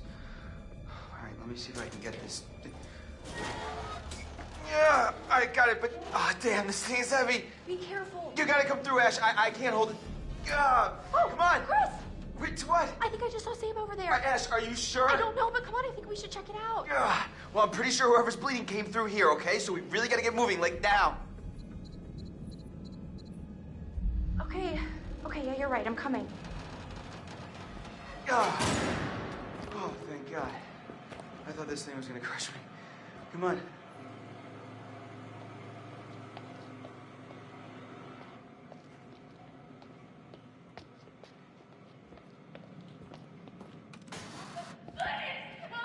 Sam?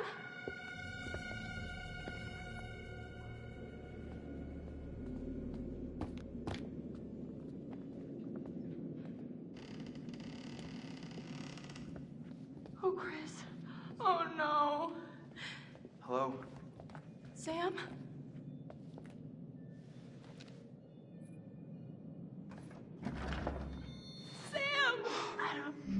I don't get it.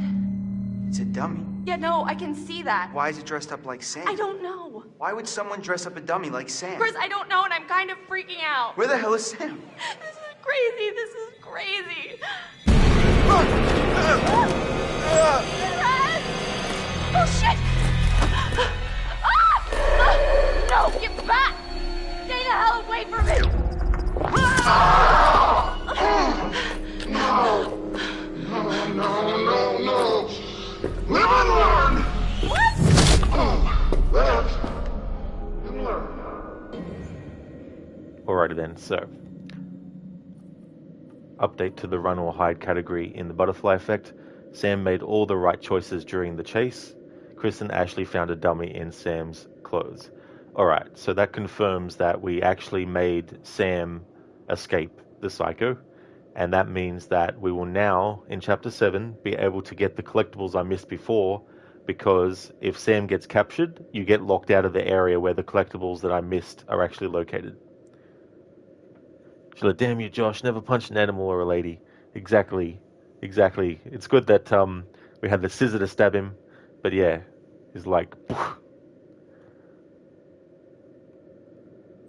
Definitely a dick move. Stick together. Ashley followed Chris. Ashley failed to see who was in the workshop.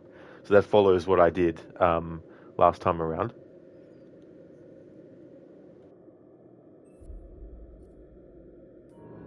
Oh, and yeah, forewarned is forearmed. Ashley took the scissors. Ashley stabbed the psycho. The psycho gave Ashley a black eye.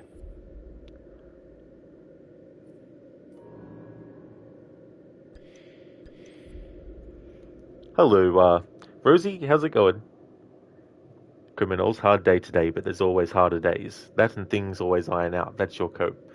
Well, that's the thing too. It can be hard, like when things don't go the way you want or they go wrong, and it's definitely, understandable to be, whole range of things, annoyed or angry or upset, as well, but, trying to sort of like have a positive attitude, which isn't always easy. It's like, yeah, sure, it's just easy, just click your fingers and you can do it. But it's not easy, but if you can, then, it might help a little bit, maybe.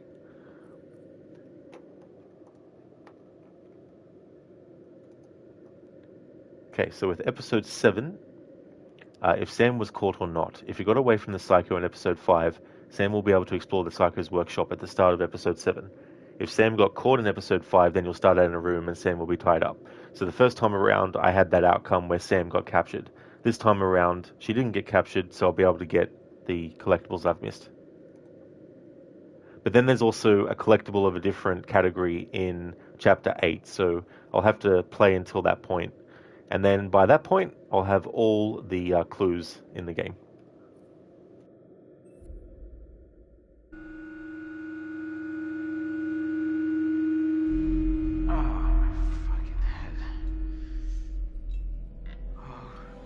Shit. Oh, crap. Ash! Ash! Oh, Jesus. Ash, what did he do to you? I think he hit me. Shit, I'm gonna murder his fucking face off. What is this? This is him. No, Chris. This is the guy who killed Josh. No, God. You murdering piece of shit! You Look monster! around, we're gonna die, Chris. I don't think I'm ready to die. No one is going to die. I wish I could tell you. It's just not fair. What? Tell me what? It's too late. Chris, what's the point? Stop it. Just say. We're always talking around it. And now, we've wasted everything. Ashley, none of it was wasted. What do you mean? Every second that I spent with you was the only thing I ever wanted to do with my time. What are you saying, Chris? Sorry. I should have told you how I felt. God, Chris. Ashley, No. I swear when we get out of this... Oh, God! No. Ashley, I'll get you out of this. I won't let you die! Hello there, my special little subjects. So Shit. scared, Chris. Don't be scared. Oh, you should be, Ash. Because here's the twist. Chris has made one fatal choice already today. And now he must make another. Chris, You can take that gun in front of you and shoot Ashley, or you can shoot yourself. Whoever is left can live. The choice is yours.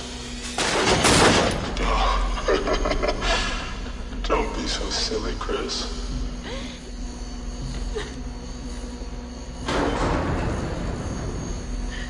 Wait! Stop!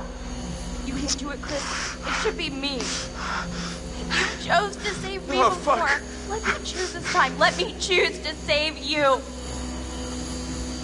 If I do one last thing in my life, let me do this! Chris, please. Oh God.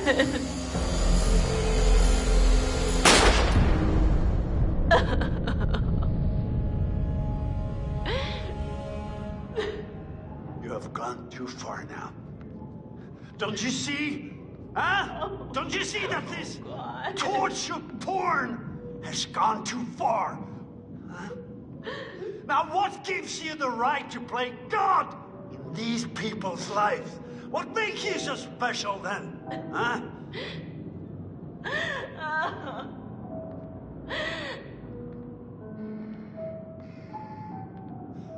You're sick! You're a sick fuck! Now what the hell have you done for them? Huh? What the hell have you done to them? Psychopath. Psychopath! Psychopath! Criminals, putting it out in the universe that everything will be okay. It's definitely a great mindset to have, criminals, for sure. Hope that things definitely improve for you. Yeah, Sheila is like, boom, boom, boom. There's definitely choices in that moment that will actually go towards affecting a potential death of one of those two characters as well. He's talking to a rejected Slipknot member. Absolutely. That's a good call. Love it. It's funny, those emotes together, criminals. It's a good combination.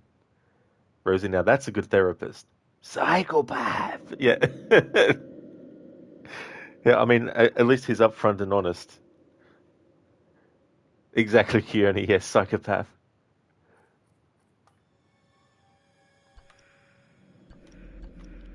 Okay, so butterfly effect. Point blank. Chris didn't shoot Ashley. Already read that. Alright, so for those who missed the other parts of the playthrough, I've actually already, for this playthrough, finished the story, but there were some collectibles tied to a choice that I didn't make, and an outcome I didn't get in Chapter 5 that actually prevents you from getting these collectibles I missed in Chapter 7. But we've now done what we needed to do to make sure I can get those, so I'll be getting those, and already gotten all of the twins clues. In Chapter 8, there is a clue that I need to get as part of this playthrough as well, in the 1952 category, and then I'll now be able to get these clues that I missed before in Chapter 7. So I won't actually be playing this story through until the end again. I'm just playing it through until I get to the point where I've got all the collectibles, and then that's where I'll be calling a playthrough. But if you do want to see what ending I got and all that kind of stuff, in the previous part to this current stream is when I actually finished the story. I've also got it exported to my YouTube video as well. But I think it should still be in the past broadcasts for Twitch as well.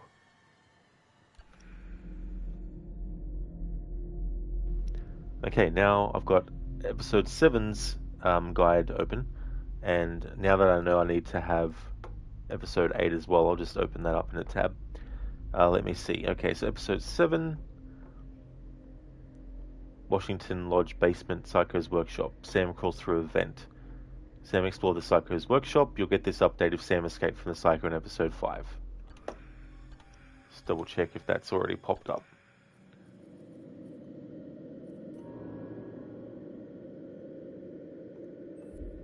There we go. Alright, so we've got an air duct that we're stuck in.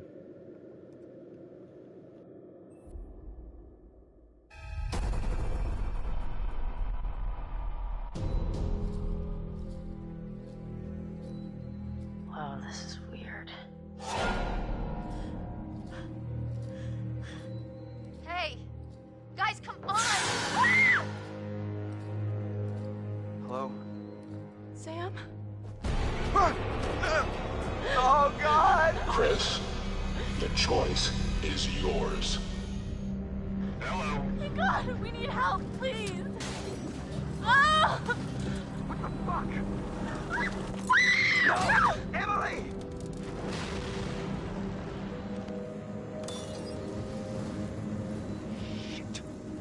Shit. Ah!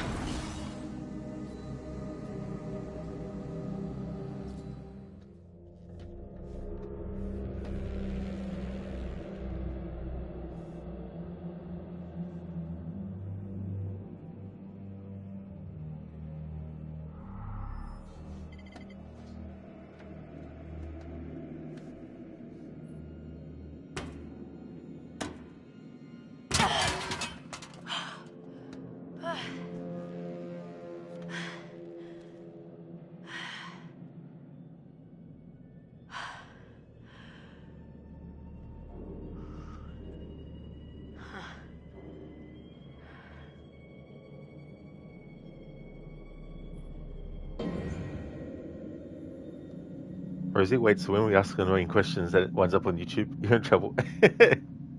I mean, a lot of my streams are so long that there's probably only a small percentage of people who actually watch all my YouTube VODs of these streams all the way through, from start to finish. But there is some stuff that I wanna branch out and take some things from my streams and come up with like compilation videos of things, and especially for playthroughs where there's like multiple deaths, and I'm doing like a playthrough like a no death challenge. I mean, I've already done it with Shadow of the Tomb Raider in the past and stuff. But that reminds me, I should do it for my Until Dawn my Outlast playthrough, where I played on Nightmare, Insane mode, sorry, and all that kind of stuff. Okay, so we have some updates with the butterfly effect. So run or hide category. Sam made all the right choices during the chase. Chris and Ashley found a dummy in Sam's clothes. Sam explored the Psycho's workshop. Okay, so now we can start to get some of the clues that I missed before.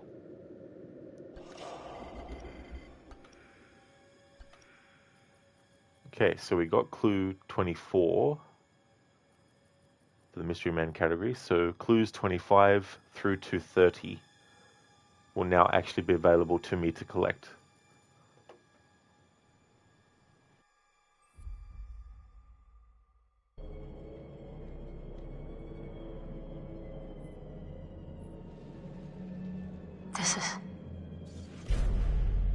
This can't be right. Oh my God.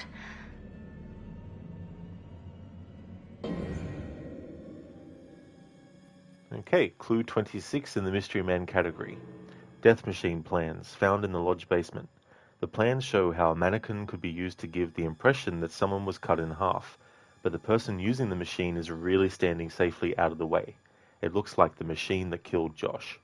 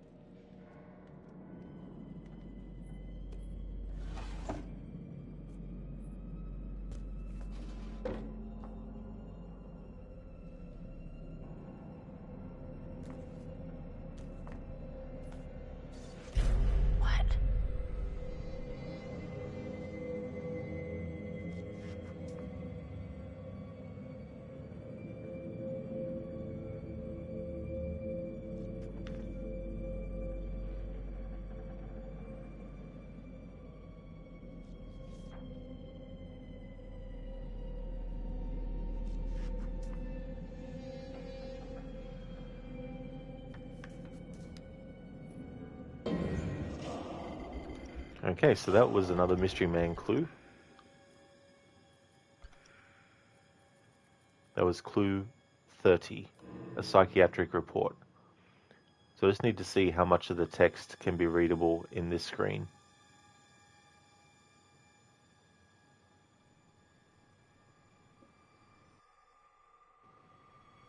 Seems like it's all of it.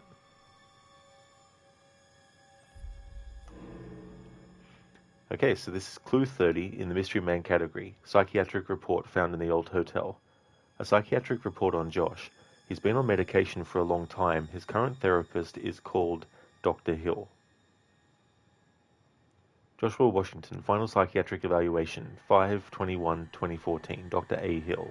Confidential, physician history, 6/11/2006, Jeremy Harris, MD, Wellpoint Surgery, referred on 4/2/2007 after incident at school. 4/26/2007, Oliver Perkis, MD, MPH Pastoral Wellbeing Center, referred on 10/19/2009 after incident at school. 10/23/2009, Rosie Williams, MD, Santa Buena Medical Center, referred on 12/9/2009 after disagreement over treatment.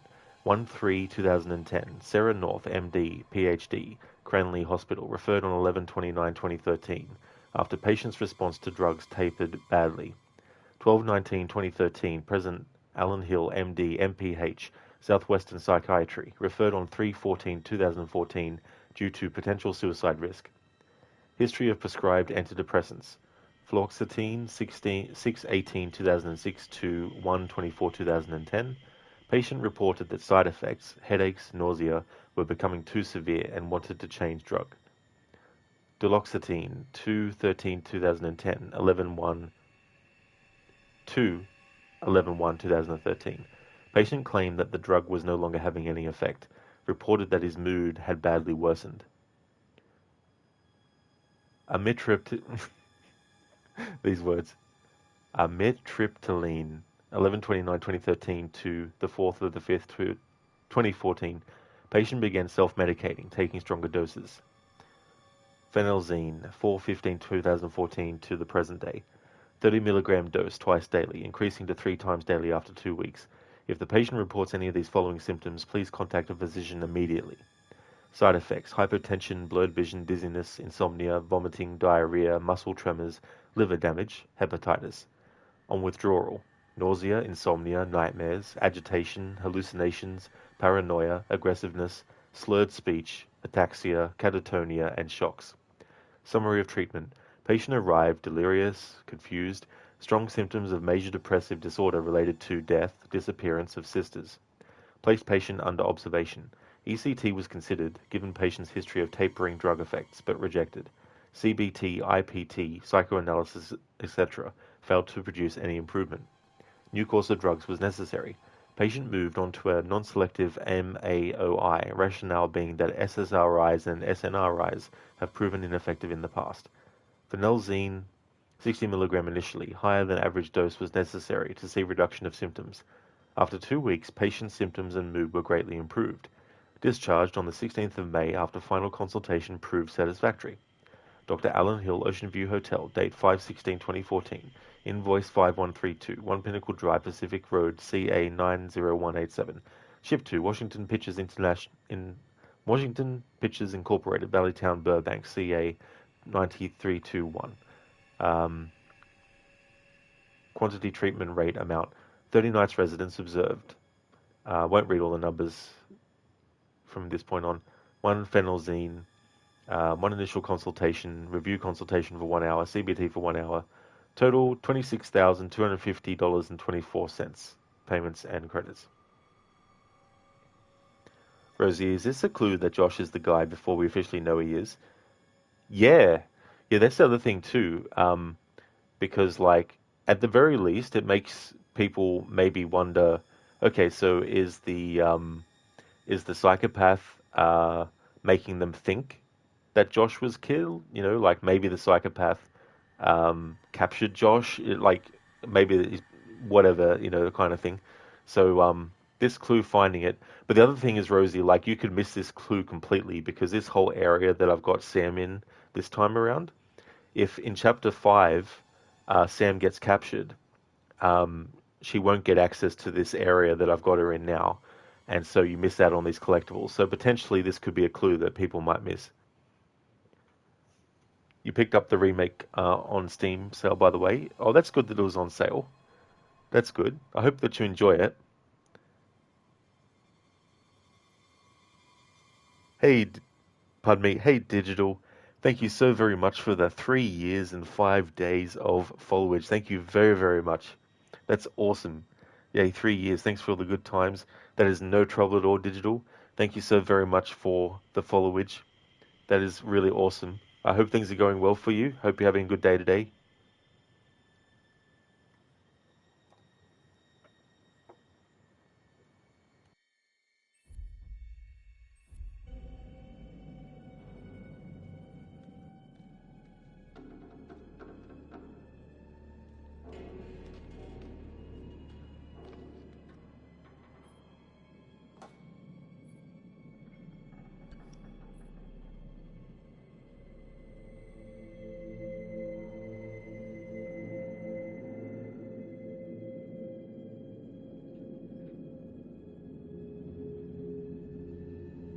What's that about?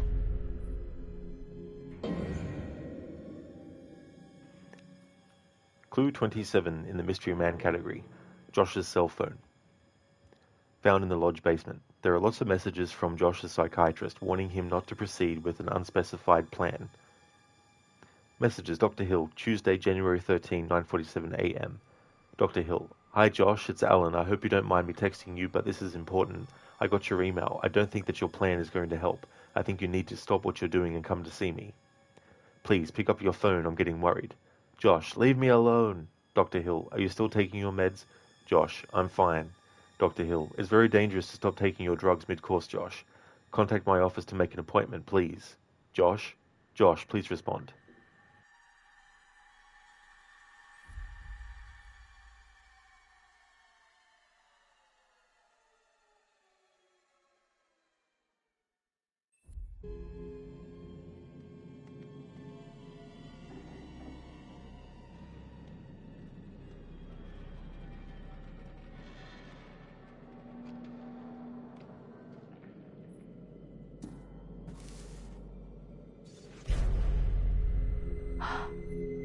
Grape City.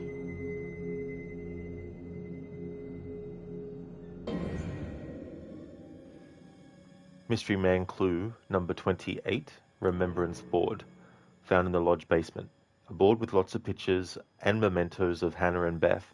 Whoever made this seems to be obsessed with the twins.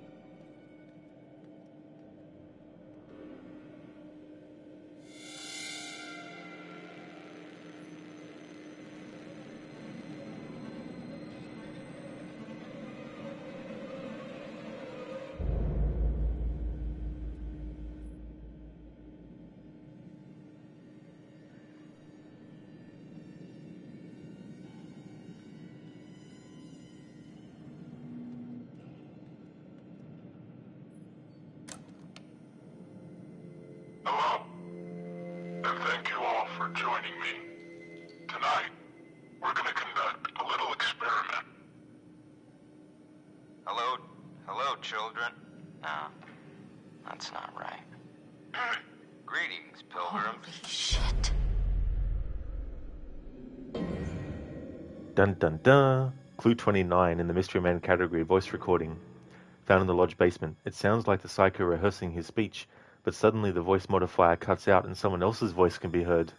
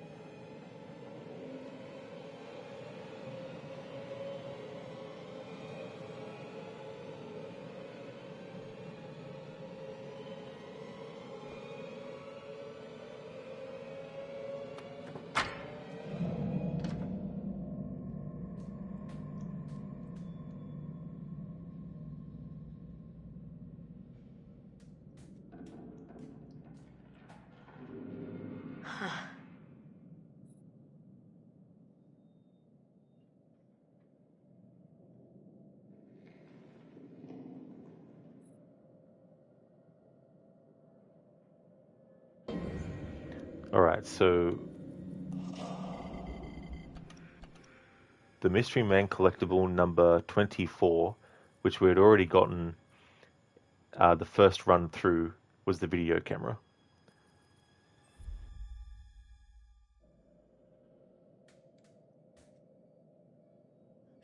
Jesus.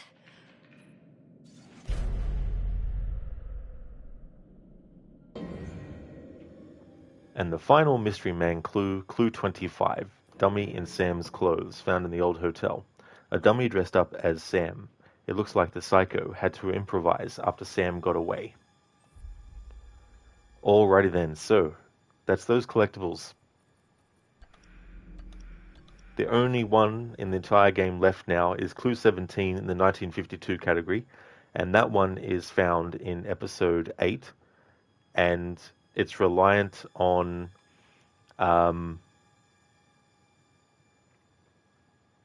what happens with her in chapter 7, so I'll have to make sure I make the right choices as Emily in chapter 7. Otherwise, the clue that I need to find in episode 8 will be locked out for me. Again, because it happened the first time around.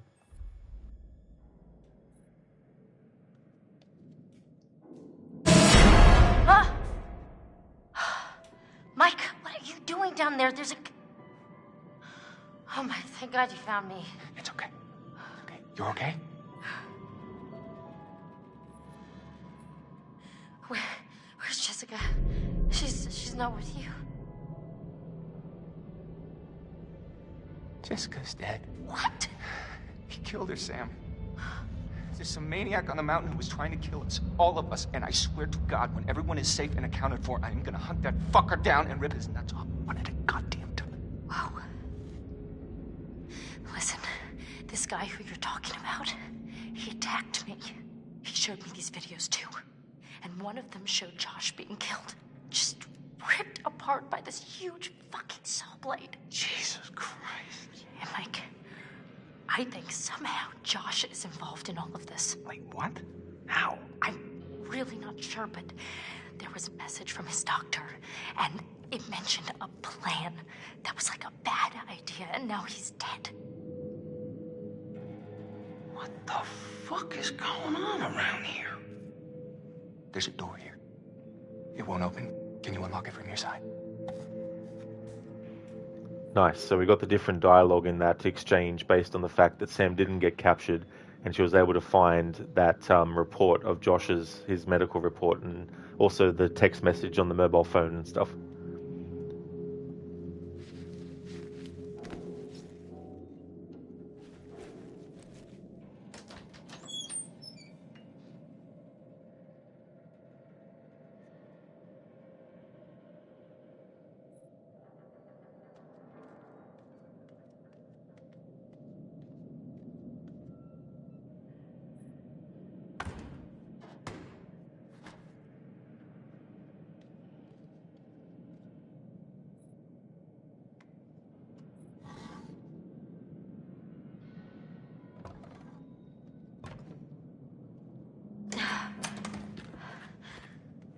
Hey.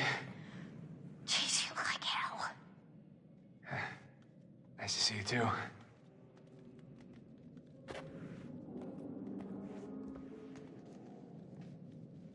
What are you doing?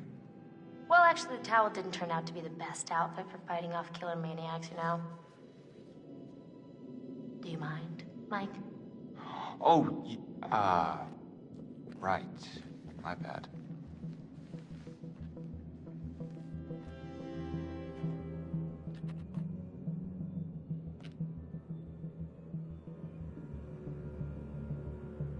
Okay, done. Let's put this thing to bed. I'm into that.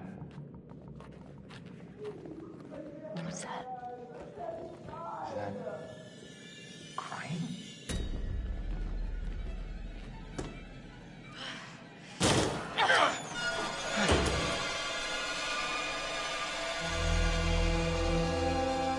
No! No, get away! Oh, Chris. Oh, Chris. What the fuck? You've heard of blanks before. I mean, really?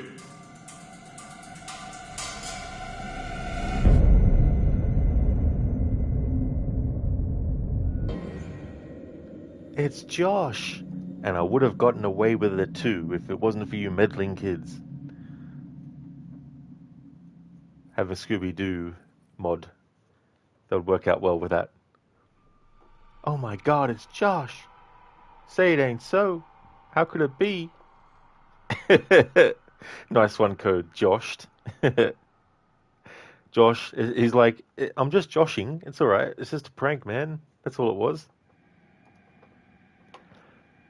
The thing about the whole thing is, like, it's this whole knock-on effect thing. So obviously you have the fact that Hannah was really, really, really interested in Mike. And so she was very excited when Mike accepted the invitation to go to the party.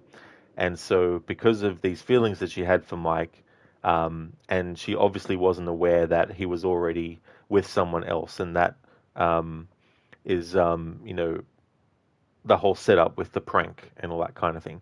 And so they just thought it'd be a funny prank, and they didn't expect that Hannah and Beth would go missing, right? And also as an effect of that,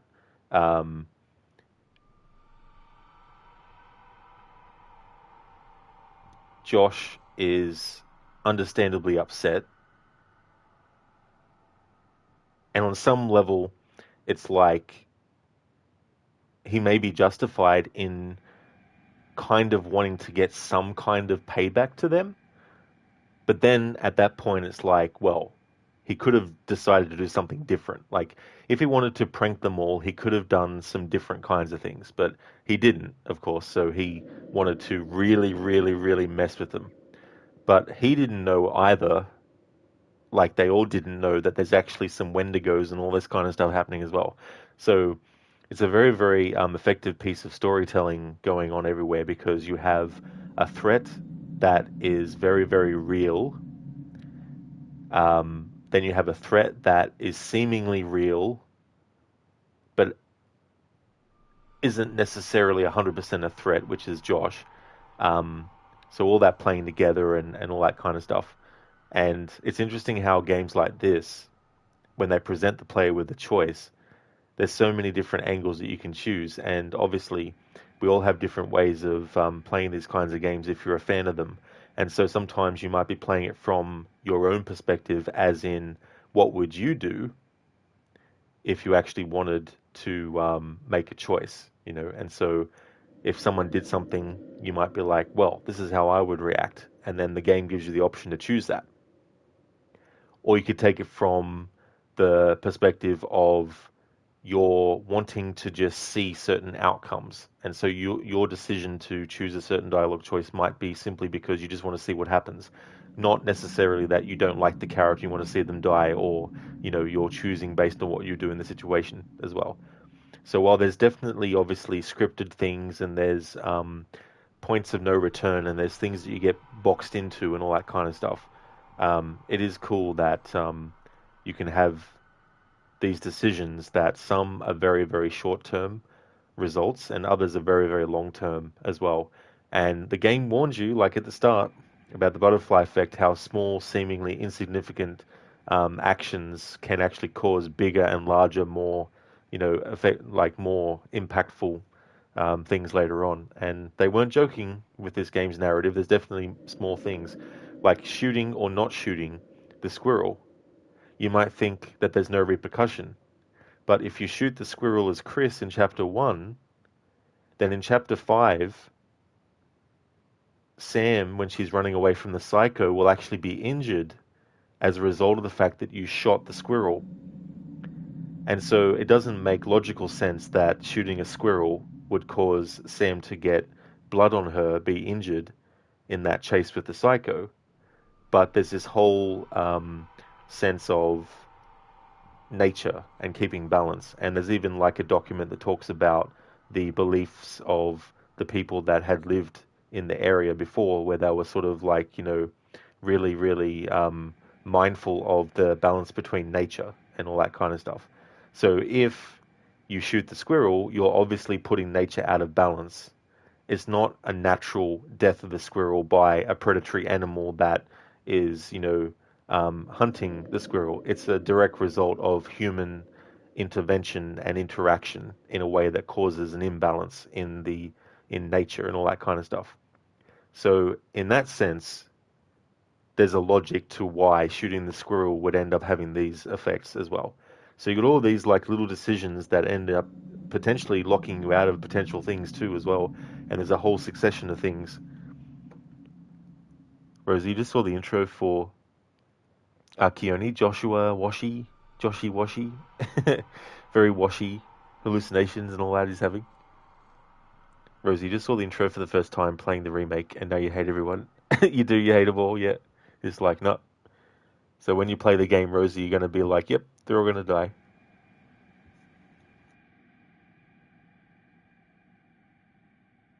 I just realized this entire pandemic has been a reverse of Bane. Nobody cared who I was until I didn't put on the mask. Thank you for redeeming that as a Bane impression, Zereth. How's things going? Hashtag leap of fail? Definitely not. Although I've got a feeling, did I forget to? I did. Thanks for giving me the heads up. I knew there was something I forgot to do before I started the stream.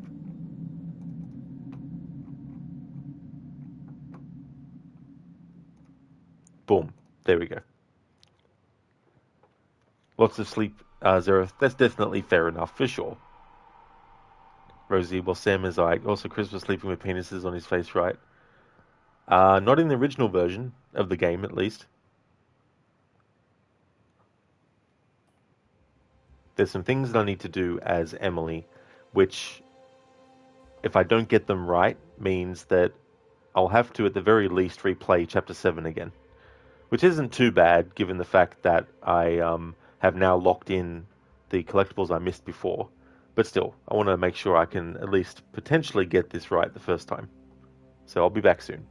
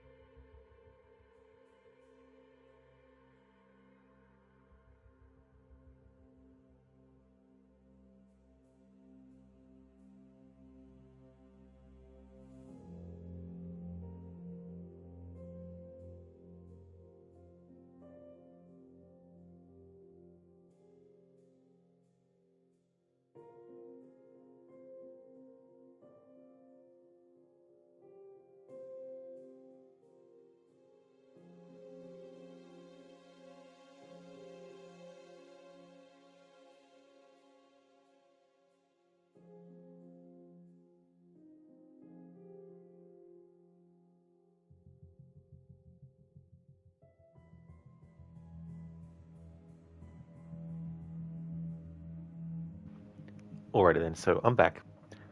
Code, also known as there is a method to the madness. There always is. And if not, we'll find one along the way. Hey there, Ifrit. Welcome on in. You love the Halloween gaming. Oh, very nice. That's cool. Yeah, this year, I wanted to do a day set aside just for horror games. And I usually always do in October a horror game, sort of like, marathon and stuff. But there's also some horror games that are celebrating anniversaries that I wanted to actually do playthroughs of before the year ended.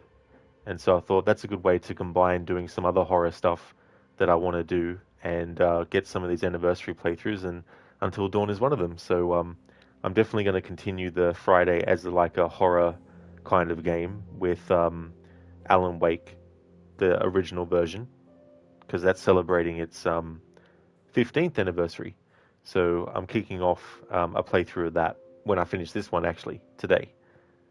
But yeah, I've had to redo some chapters in this because there was some collectibles in an area that I got locked out of because I got an outcome opposite to what I needed. But I didn't find that out until too late because the guide I was using initially didn't bother to mention these sorts of details. So now using the guide I ended up finding later on, had to go back, but I managed to get the collectibles I missed in the area that you get locked out of. But now in this current chapter, there's another situation where, based on a certain outcome, you may or may not be able to get a certain clue. And so I need to get this final clue, and then that'll be it. And then I'll most likely take a break and then come back with Alan Wake. So I've mapped out what I need to do, so hopefully I can get this. If not, I'll just have to replay Chapter 7, which isn't as bad as having to replay from Chapter 5 like I've had to do.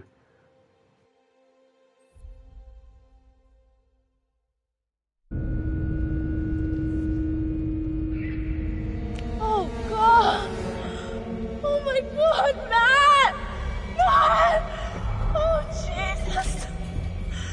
Shit! Oh, shit! Damn it!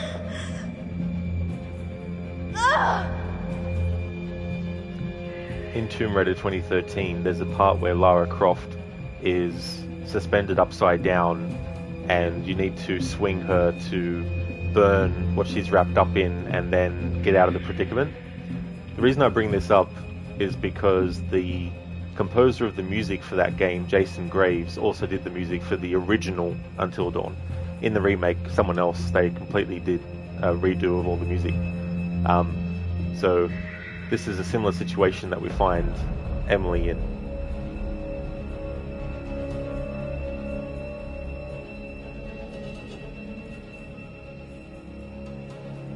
Oh, very good, Sheila. That's good that it reminded you of that too.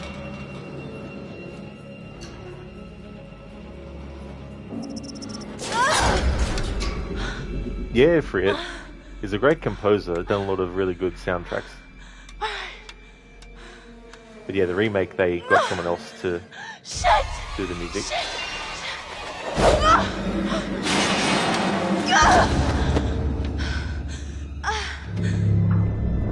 And not like just take the same music and redo it, but with a different interpretation. It's literally a completely different soundtrack in total. There's none of Jason Graves' work that's actually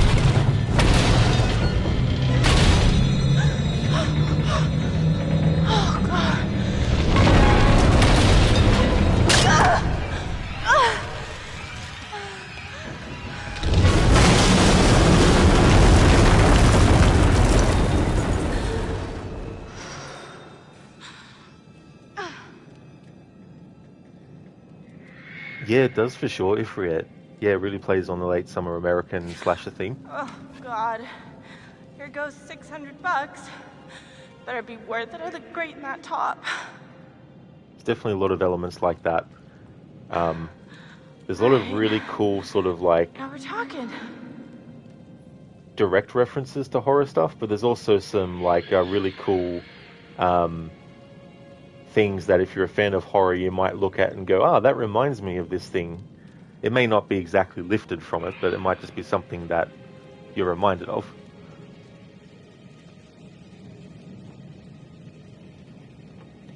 Andrew Gamers, thank you so very much for the follow.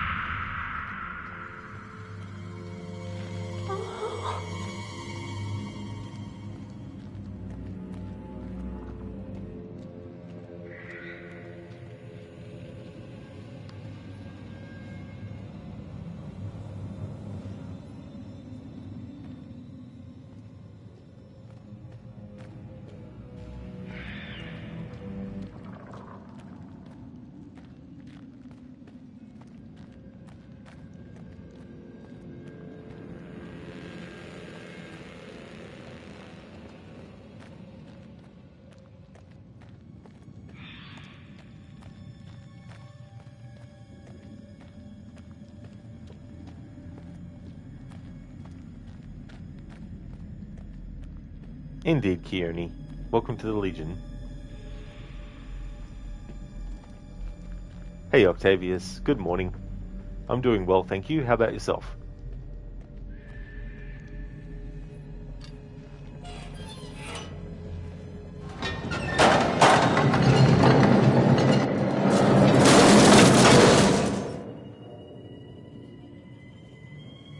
Oh, nice, Octavius. That's good. I'm glad that you're going well.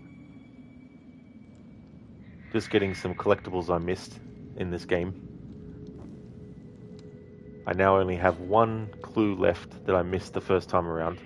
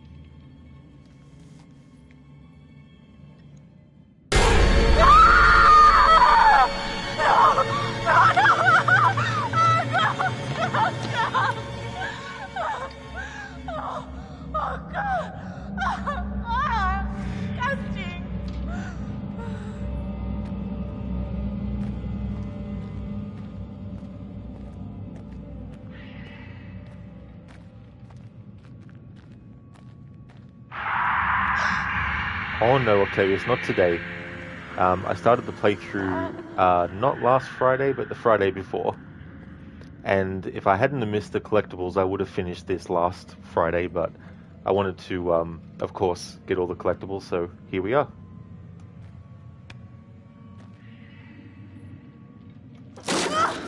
It's a really good game. I really like this one a lot.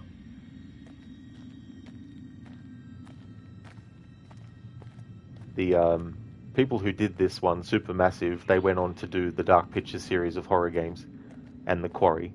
But the remake of Until Dawn is done by someone completely different, though. Supermassive had nothing to do with the remake.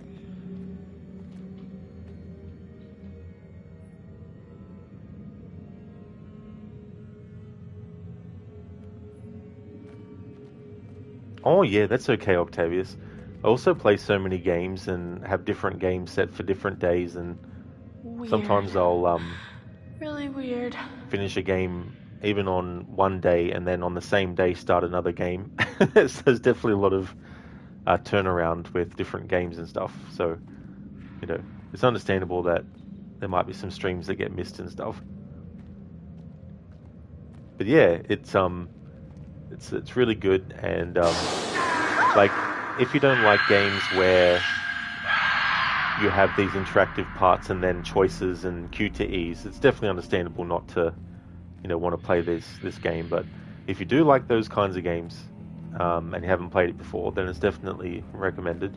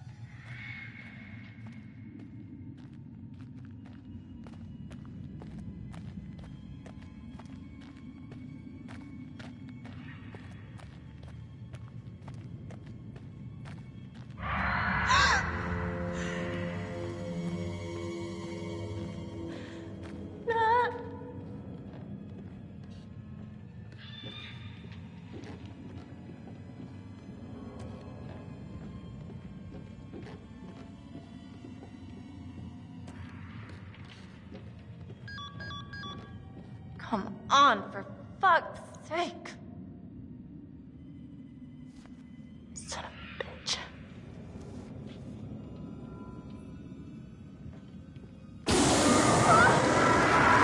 Jesus, shit!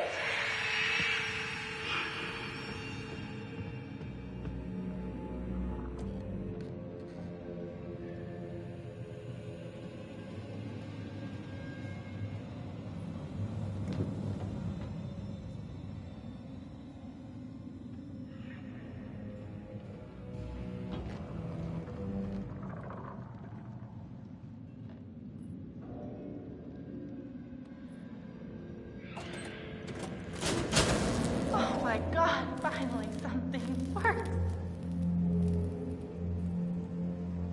Alright, so there's a don't move section coming up that I need to pass, so I've got space on my desk to actually put the controller down while that happens.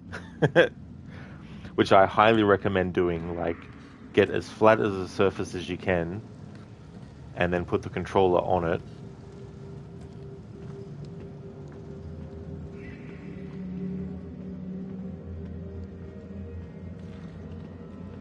I mean, you can add extra challenge, though, by not doing it, but a slight movement will fuck up the don't move section, and it could be the difference between living or dying.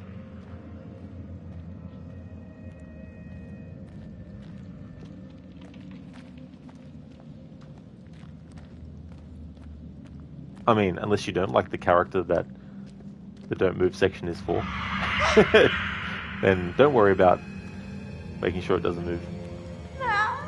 But if you are, like my first playthrough, the whole game, every don't move, I held the controller steady in my own hands. But of course, in the very final don't move section, I fucked up. So I was really annoyed. So I know from experience that if you really, really want to pass the don't move section, it's probably best, if you can, like sometimes it happens so quickly you might not be able to put it on something, but if you can, put it on something flat. Yes. Yes.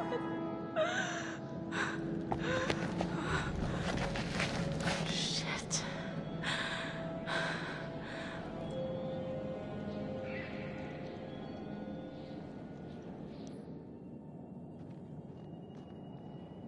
I always like that sort of like jingle in the music, because it's almost like what you would hear in Christmas music, but of course this is not a winter wonderland full of happiness that the characters find themselves in, of course.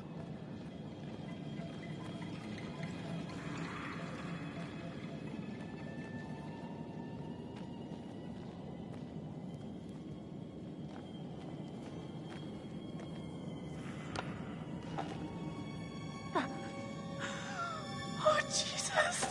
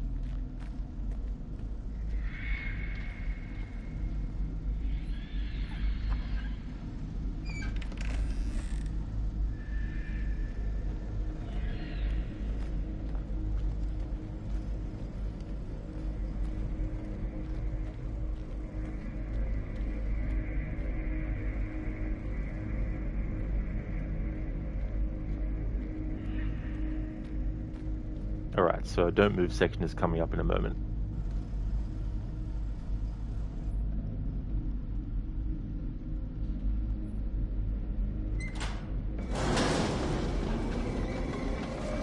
Come on, let's go. No.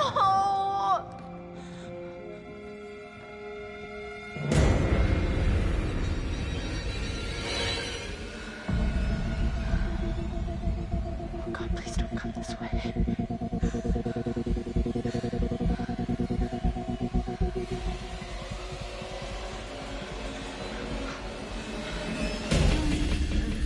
Get back.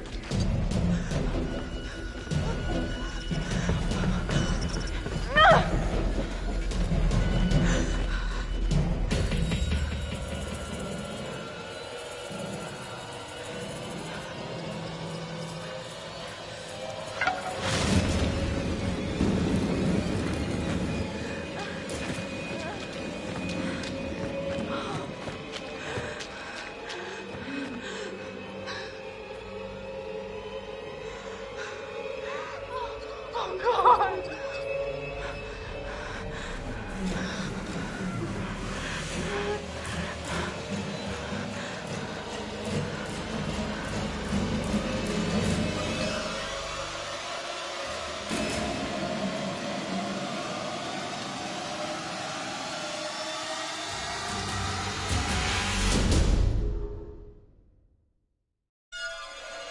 Josh. Josh! Josh. Oh, very good. Every one of you, you got my name. And after all you've been through, good. I mean, how does that feel? Right? How does it feel? Do you enjoy feeling terrorized, humiliated? I mean, panicked? All those emotions that my sisters got to feel 1 year ago? Only guess what? They didn't get to laugh it off. No, they're gone. I don't know if you noticed this, Josh, but none of us are laughing. Oh, come. Why the long faces? Come on. It's good to get the heart racing every now and then, right? And race they did. I mean, every one of you just pitter-pat. I hope you appreciated my little phantasmagorical spectacle.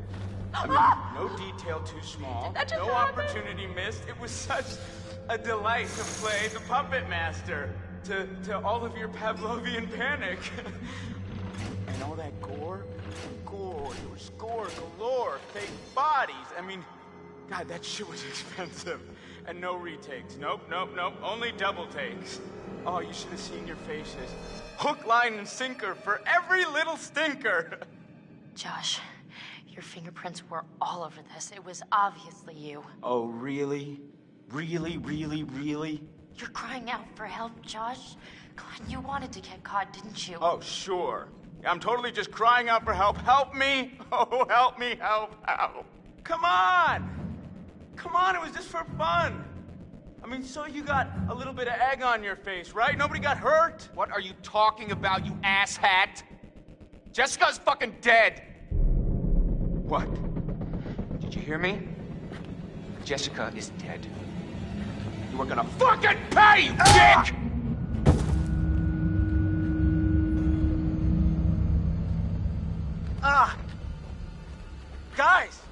Guys, come on.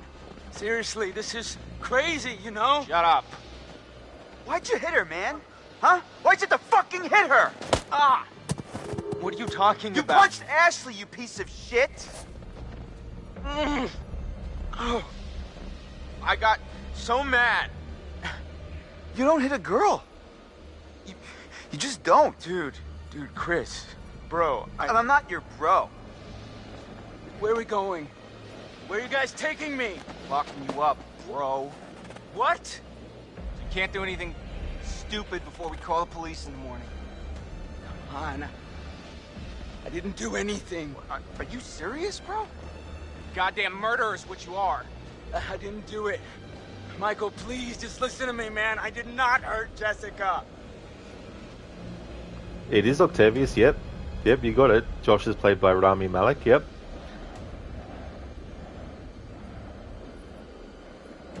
You know what, man? You need to shut up. Chris, hey, come on, Coach Heath. We're partners. Stop, don't say that. Oh, fine. Be a dick!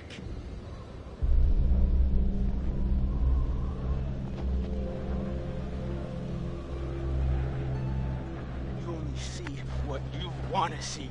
You're Stop talking! lying! You are... Dude. It's not my fault you suckers can't take a joke. Oh, wait. Did I hurt you? Did you feel a little bit of pain right now? I am so sorry. Stop it! Jesus, dude. Stop! Michael, I'm sorry, man. I can't tell you how sorry I am that something happened to Jessica, but I swear to you, I have no idea what happened to her.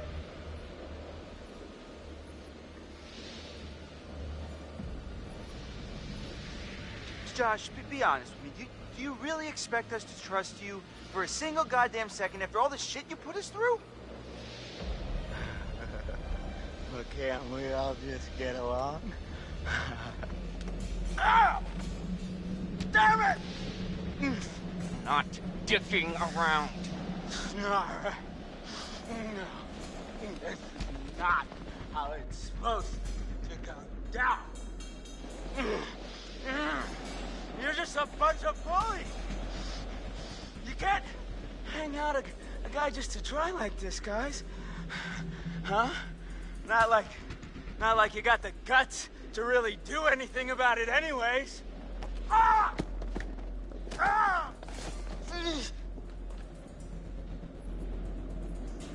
Really need to shut up, man.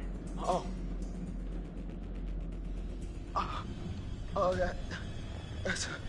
I mean, I don't even know what you mean because I don't have anything to regret. Oh my God.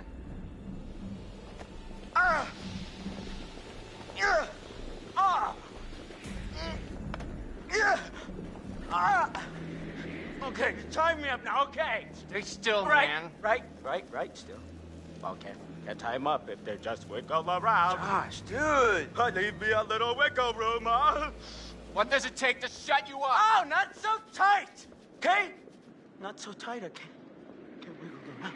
Those plastic ties, that's where it's... What in God's name is he talking about? This is hard to watch. You ever say this kind of shit before? Oh, I've never seen him like this. Your money back. Everybody's stupid. Stupid.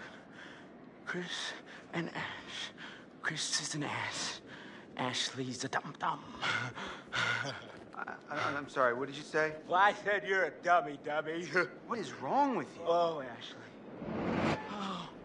Ashley, I'll get you out of this. I won't let you die. Oh, I never imagined in my wildest dreams that you liked me. Stop. You know what that sound is? It's the sound of never kissing Ashley, you pussy! Stop! Yeah, you know, you might as well let Ashley sleep with Mike. I mean, at least he's got some notches in his belt, you know? He'll treat her right! You're fucking pathetic, Christopher! I'm gonna beat his head off. Don't listen to him. Not worth it. Hey, Mike.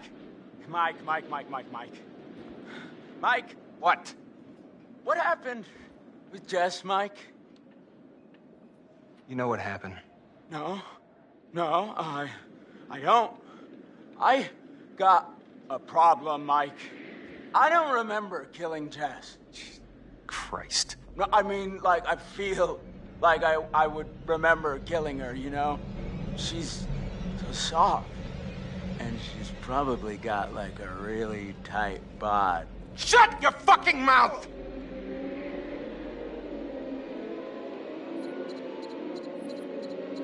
You son of a bitch! Stop!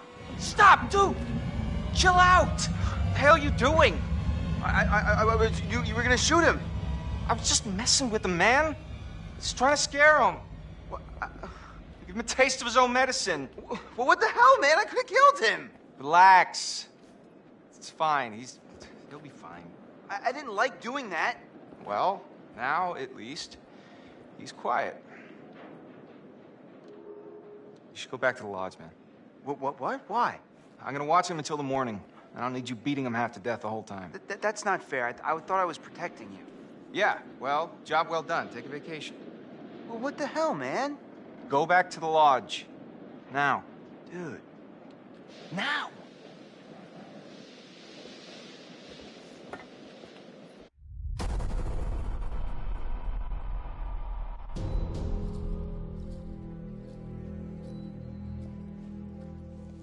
Josh. Josh! How does it feel? Do you enjoy all those emotions that my sisters got to feel 1 year ago? Only guess what? They didn't get to laugh it off. No! Nope! No! They're gone! Jessica's fucking dead. What? Did you hear me? Jessica is dead. And you are gonna fucking pay, you dick! What happened with Jess, Mike? I don't remember killing Jess. Christ. Oh, God. Oh, my God, Matt!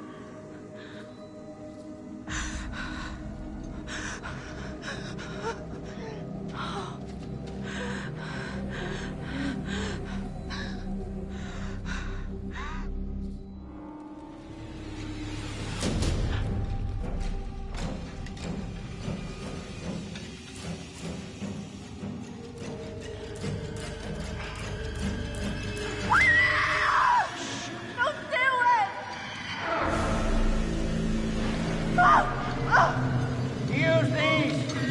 Get the hell out of here! Now!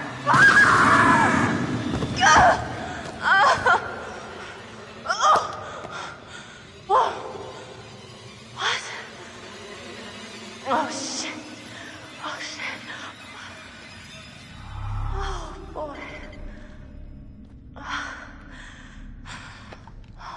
All right. Yeah. Oh, my God. All right, let's go.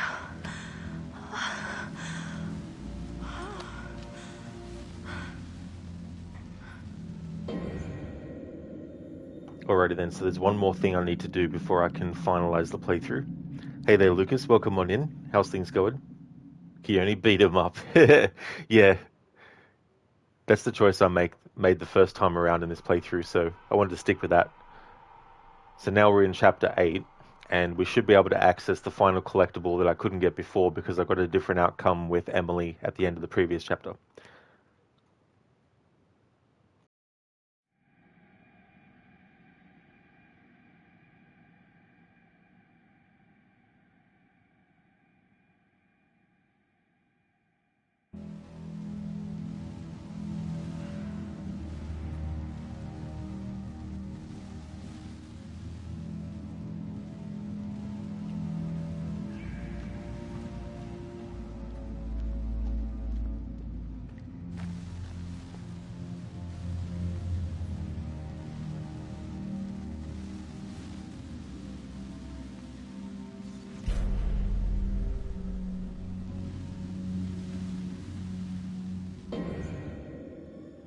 And there we go. I have the final clue that I was missing. Clue number 17 in the 1952 category, a romantic postcard. Found in the mine, a postcard of Calgary with a romantic message on the back. On reverse, Billy Bates, blasting crew, Northwest Mines, Alberta. Hey Billy, I had a great time. Look me up if you're ever in Calgary. Loretta. Alright, so I now have 32 of 32 clues in the Mystery Man category. All the totems, we got them. All the 1952 clues now, 27 of 27. All of the 20 of 20 twins clues.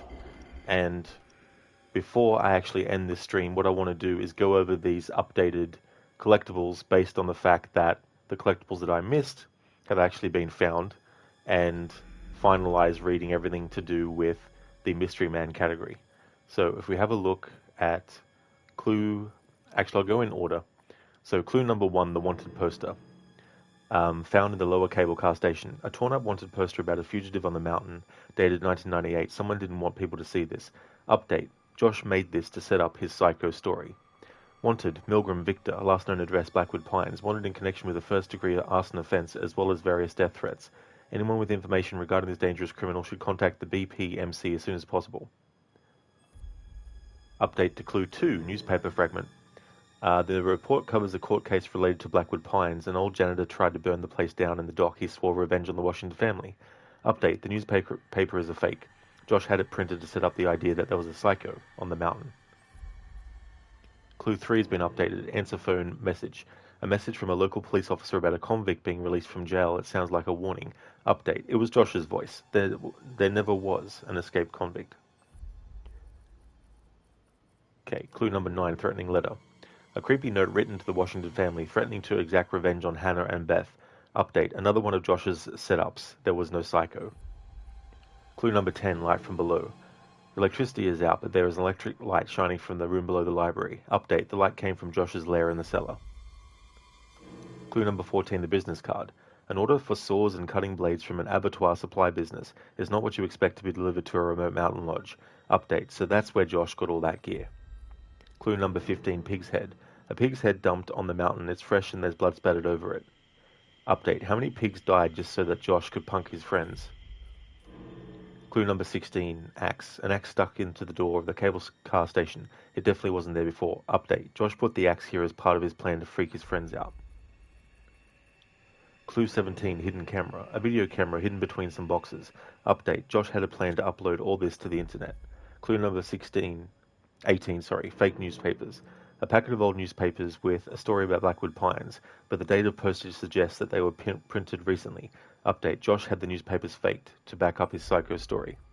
Clue number 20, batteries and timers. Batteries, switches, and timers wired up together. It looks like they're used to control electronic devices remotely. Update. This is how Josh controlled the TV, doors, and lights in the lodge. Update to Clue 21, dead pig. A pig's carcass hanging from the ceiling. It has been recently gutted. Update. Josh needed the guts for his death machine. That's some commitment to realism. Clue 22. Photos of friends. Photos taken with a telephoto lens. The psycho has been watching for a long time.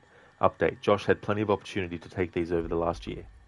Clue 24. Video camera. A video camera on tripod pointing at a chair. The psycho is collecting footage of what's going on. Update. Josh was going to upload all this to the internet. Clue number 26. Death machine plans. The plans show how a mannequin could be used to give the impression that someone was cut in half, but the person using the machine is really standing safely out of the way. It looks like the machine that killed Josh. Update. That fake death machine must have cost Josh some serious money.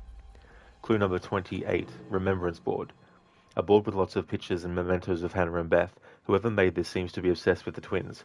Update. Josh made the board to honor the memory of his sisters. Clue 29. Recording. Voice recording. It sounds like the psycho rehearsing his speech, but suddenly the voice modifier cuts out and someone else's voice can be heard. Update. Josh used a voice modifier to sound like the psycho.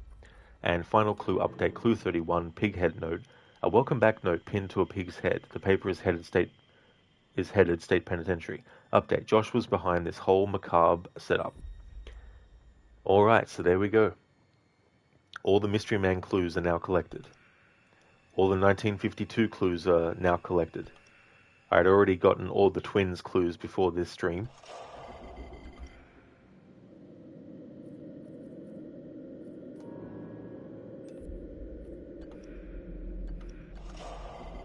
Alrighty then.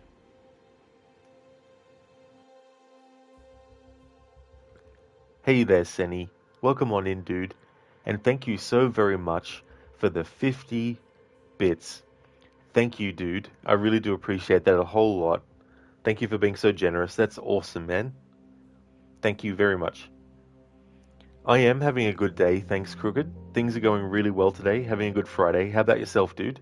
I hope things are going well. Thanks for the GGs on getting through and getting all the collectibles. Now I can actually finalize the playthrough because I have all the collectibles now. Lucas Josh is a weirdo. Yeah, that's true. You know, like, he's got a history of, you know, mental illness. But the thing that is the thing that is bad is how he constructed this whole thing to get back to his friends in this way as well. And he just didn't realize that there was actually a real kind of threat there on the mountain. He just thought it was just his fake threat of a serial killer. Hey there, Shaky. How's things going? Really cool animated emotes of a hot dog there.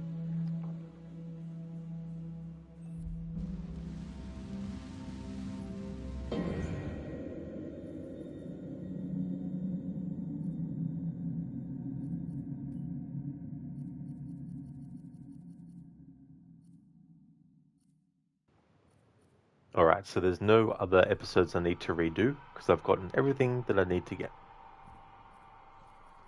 There's no actual main menu screen that you can go back to. And the only way to do that would be to close the game down, and that would end the stream automatically, so I'm not going to worry about doing that. But yeah, this is where the playthrough is finally finished. This bonus content, the first time I played this game and streamed it, it could be actually streamed, but the last time I tried, it wouldn't come through on the broadcast, so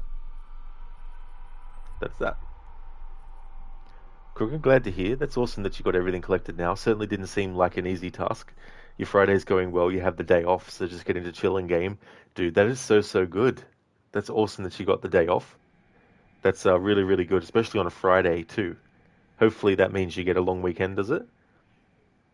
But yeah, it's definitely interesting. There's even a choice in Chapter 1 that can affect whether or not Sam actually escapes the psycho. And to do that, you need to make sure that Chris doesn't shoot the squirrel. So I'm glad that I made that decision without realizing that it would actually come in handy later on. So that whole thing with Sam, the first run through in this playthrough, she got captured. And that locked me out of the Mystery Man collectibles I was missing. So replaying Chapter 5, I actually got her to escape the psycho this time, so that was good. But I still had to make sure that Emily survived to get the final clue I was missing, which is the 1952 category.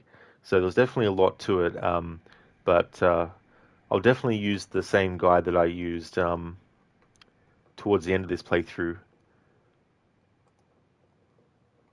because it really, really helped a lot. And just here's a link to that guide that I used as well at neoseeker.com. This is for the original one, mind you, the original game. So if you're playing the remake, there might be differences. But if you're playing the original, then that's a good guide. Code bonus content, see or hear Rod singing as Arnold. Oh no. That would be funny though. But the next playthrough I'm doing to replace this game is Alan Wake. And what I'm doing for that playthrough is there's a book called the Alan Wake Files. It's about 70 or so pages. And what I'm going to do is, as I'm going through Alan Wake, the original Xbox 360 version, at certain points I'm going to stop the gameplay and segue into reading the Alan Wake files. I've done it in the past before, but the last time I did it a few years ago was actually it was when the game celebrated its 10th anniversary, so that was 5 years ago.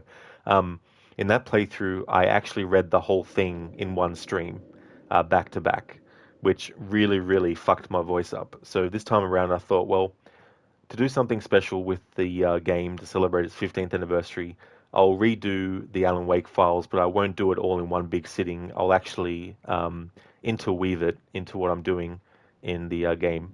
So what I'm going to do is take a break, and then when I come back, it'll be with Alan Wake, the original 2010 Xbox 360 version, to begin phase 1 of celebrating that game's 10th anniversary, doing what I've called an Alan Wake Files playthrough. So that'll be phase 1 of celebrating its anniversary. This was really cool for Until Dawn, the original, by Supermassive, to actually get all collectibles. This is phase 1 of Until Dawn, the original version, celebrating its 10th anniversary, but there will be more before the year is out. So that's not the end of the Until Dawn playthroughs on the channel. I just want to thank everyone so much for watching this stream. Before I end, though, I'm going to give some shout-outs, and then I'll give the time for the break as well. So I'll be definitely taking a long break. It won't be 10 minutes. It'll be an hour and a half. Crooked, hope you have a good break and a good start to Alan Wake, Senny. Thank you so very much, Crooked. I definitely will. It'll give me an opportunity to rest my voice for a bit before doing a lot of reading in Alan Wake. But thank you so much again for the GGs and for the 50 bits as well. Would like to highly recommend people check out the following streamers.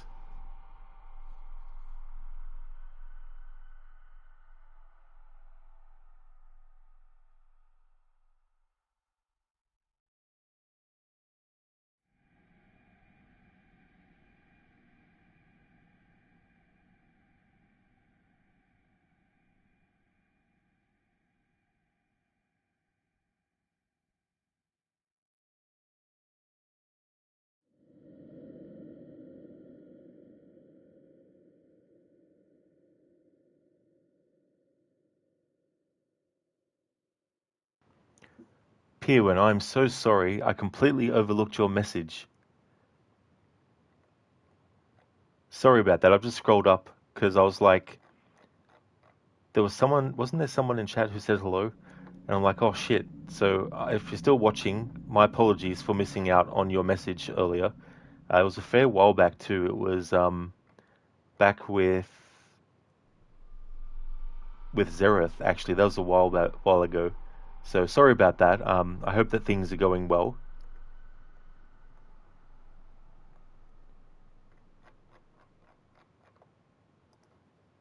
Hey there, Hipsuit. How's things going?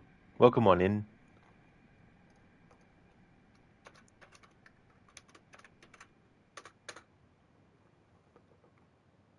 Would like to highly recommend people check out the following streamers. Crocodiles, who's doing a playthrough of Assassin's Creed Shadows for the first time. It's part of a historical order run. He's doing all these different games across different series. He's doing them in timeline order. Mr. Gote is a streamer of games like Banishers, Ghosts of New Eden. He's also a fan of games like Elden Ring, as well as the other Supermassive games, the Dark Pictures series and The Quarry. Shillerlock is also highly recommended. He's doing his first ever playthrough of The Last of Us Part 1, and he's also a fan of games by Supermassive, the Dark Pictures series. He'll be playing the remake of Until Dawn soon for the first time. He hasn't played the original, so this will be his first experience with the franchise of Until Dawn. And Shaky has been doing games like Far Cry 6, and Hipsuit has been doing streams of games like World of Warships as well. Cooker, that's a good idea. It can be quite straining talking so much over several hours. You were really tired after your last Pentiment streams. Absolutely, dude, for sure. And that's the beauty of having games that have narration for stuff. That's why I like the Tomb Raider reboot games, because when I stream them, if I want to get all collectibles, I can just let the narration read all the stuff like that. So it definitely helps, and there's a lot of really cool bits of information in that Alan Wake Files book as well, and it covers some extra stuff with certain characters as well. So I'm looking forward to incorporating it in a way where I'm actually doing a bit of the game and then covering what's in the book related to what's just happened in the game. It won't be 100% perfect. There will be some foreshadowing of stuff in the game ahead of what I'm actually reading and all that kind of stuff, but I thought it'd be a good way to incorporate it. That's absolutely no worries at all for the stream, Hipsuit. I'm glad that you enjoyed. And Crooked, no worries at all for the shout out. No problemo. And thank you so much for the lurking that you were doing, Hipsuit. Thank you very much. Crooked, wouldn't mind more games including narration for notes, etc., and the option to have it turned on off. Oh yes, absolutely. Yeah, I don't blame you one bit as well. It's, at least as an option. Thank you once again, everyone, for watching the stream. I really do appreciate it a lot. If people can't come back to the next stream in an hour and a half, that's completely fine. Thank you so very much for watching this stream. But for those who can be, I will be back in 1 hour and 30 minutes to start Phase 1 of Alan Wake's 15th anniversary celebration, doing an Alan Wake's file focus playthrough. Thanks for watching, and catch you next time.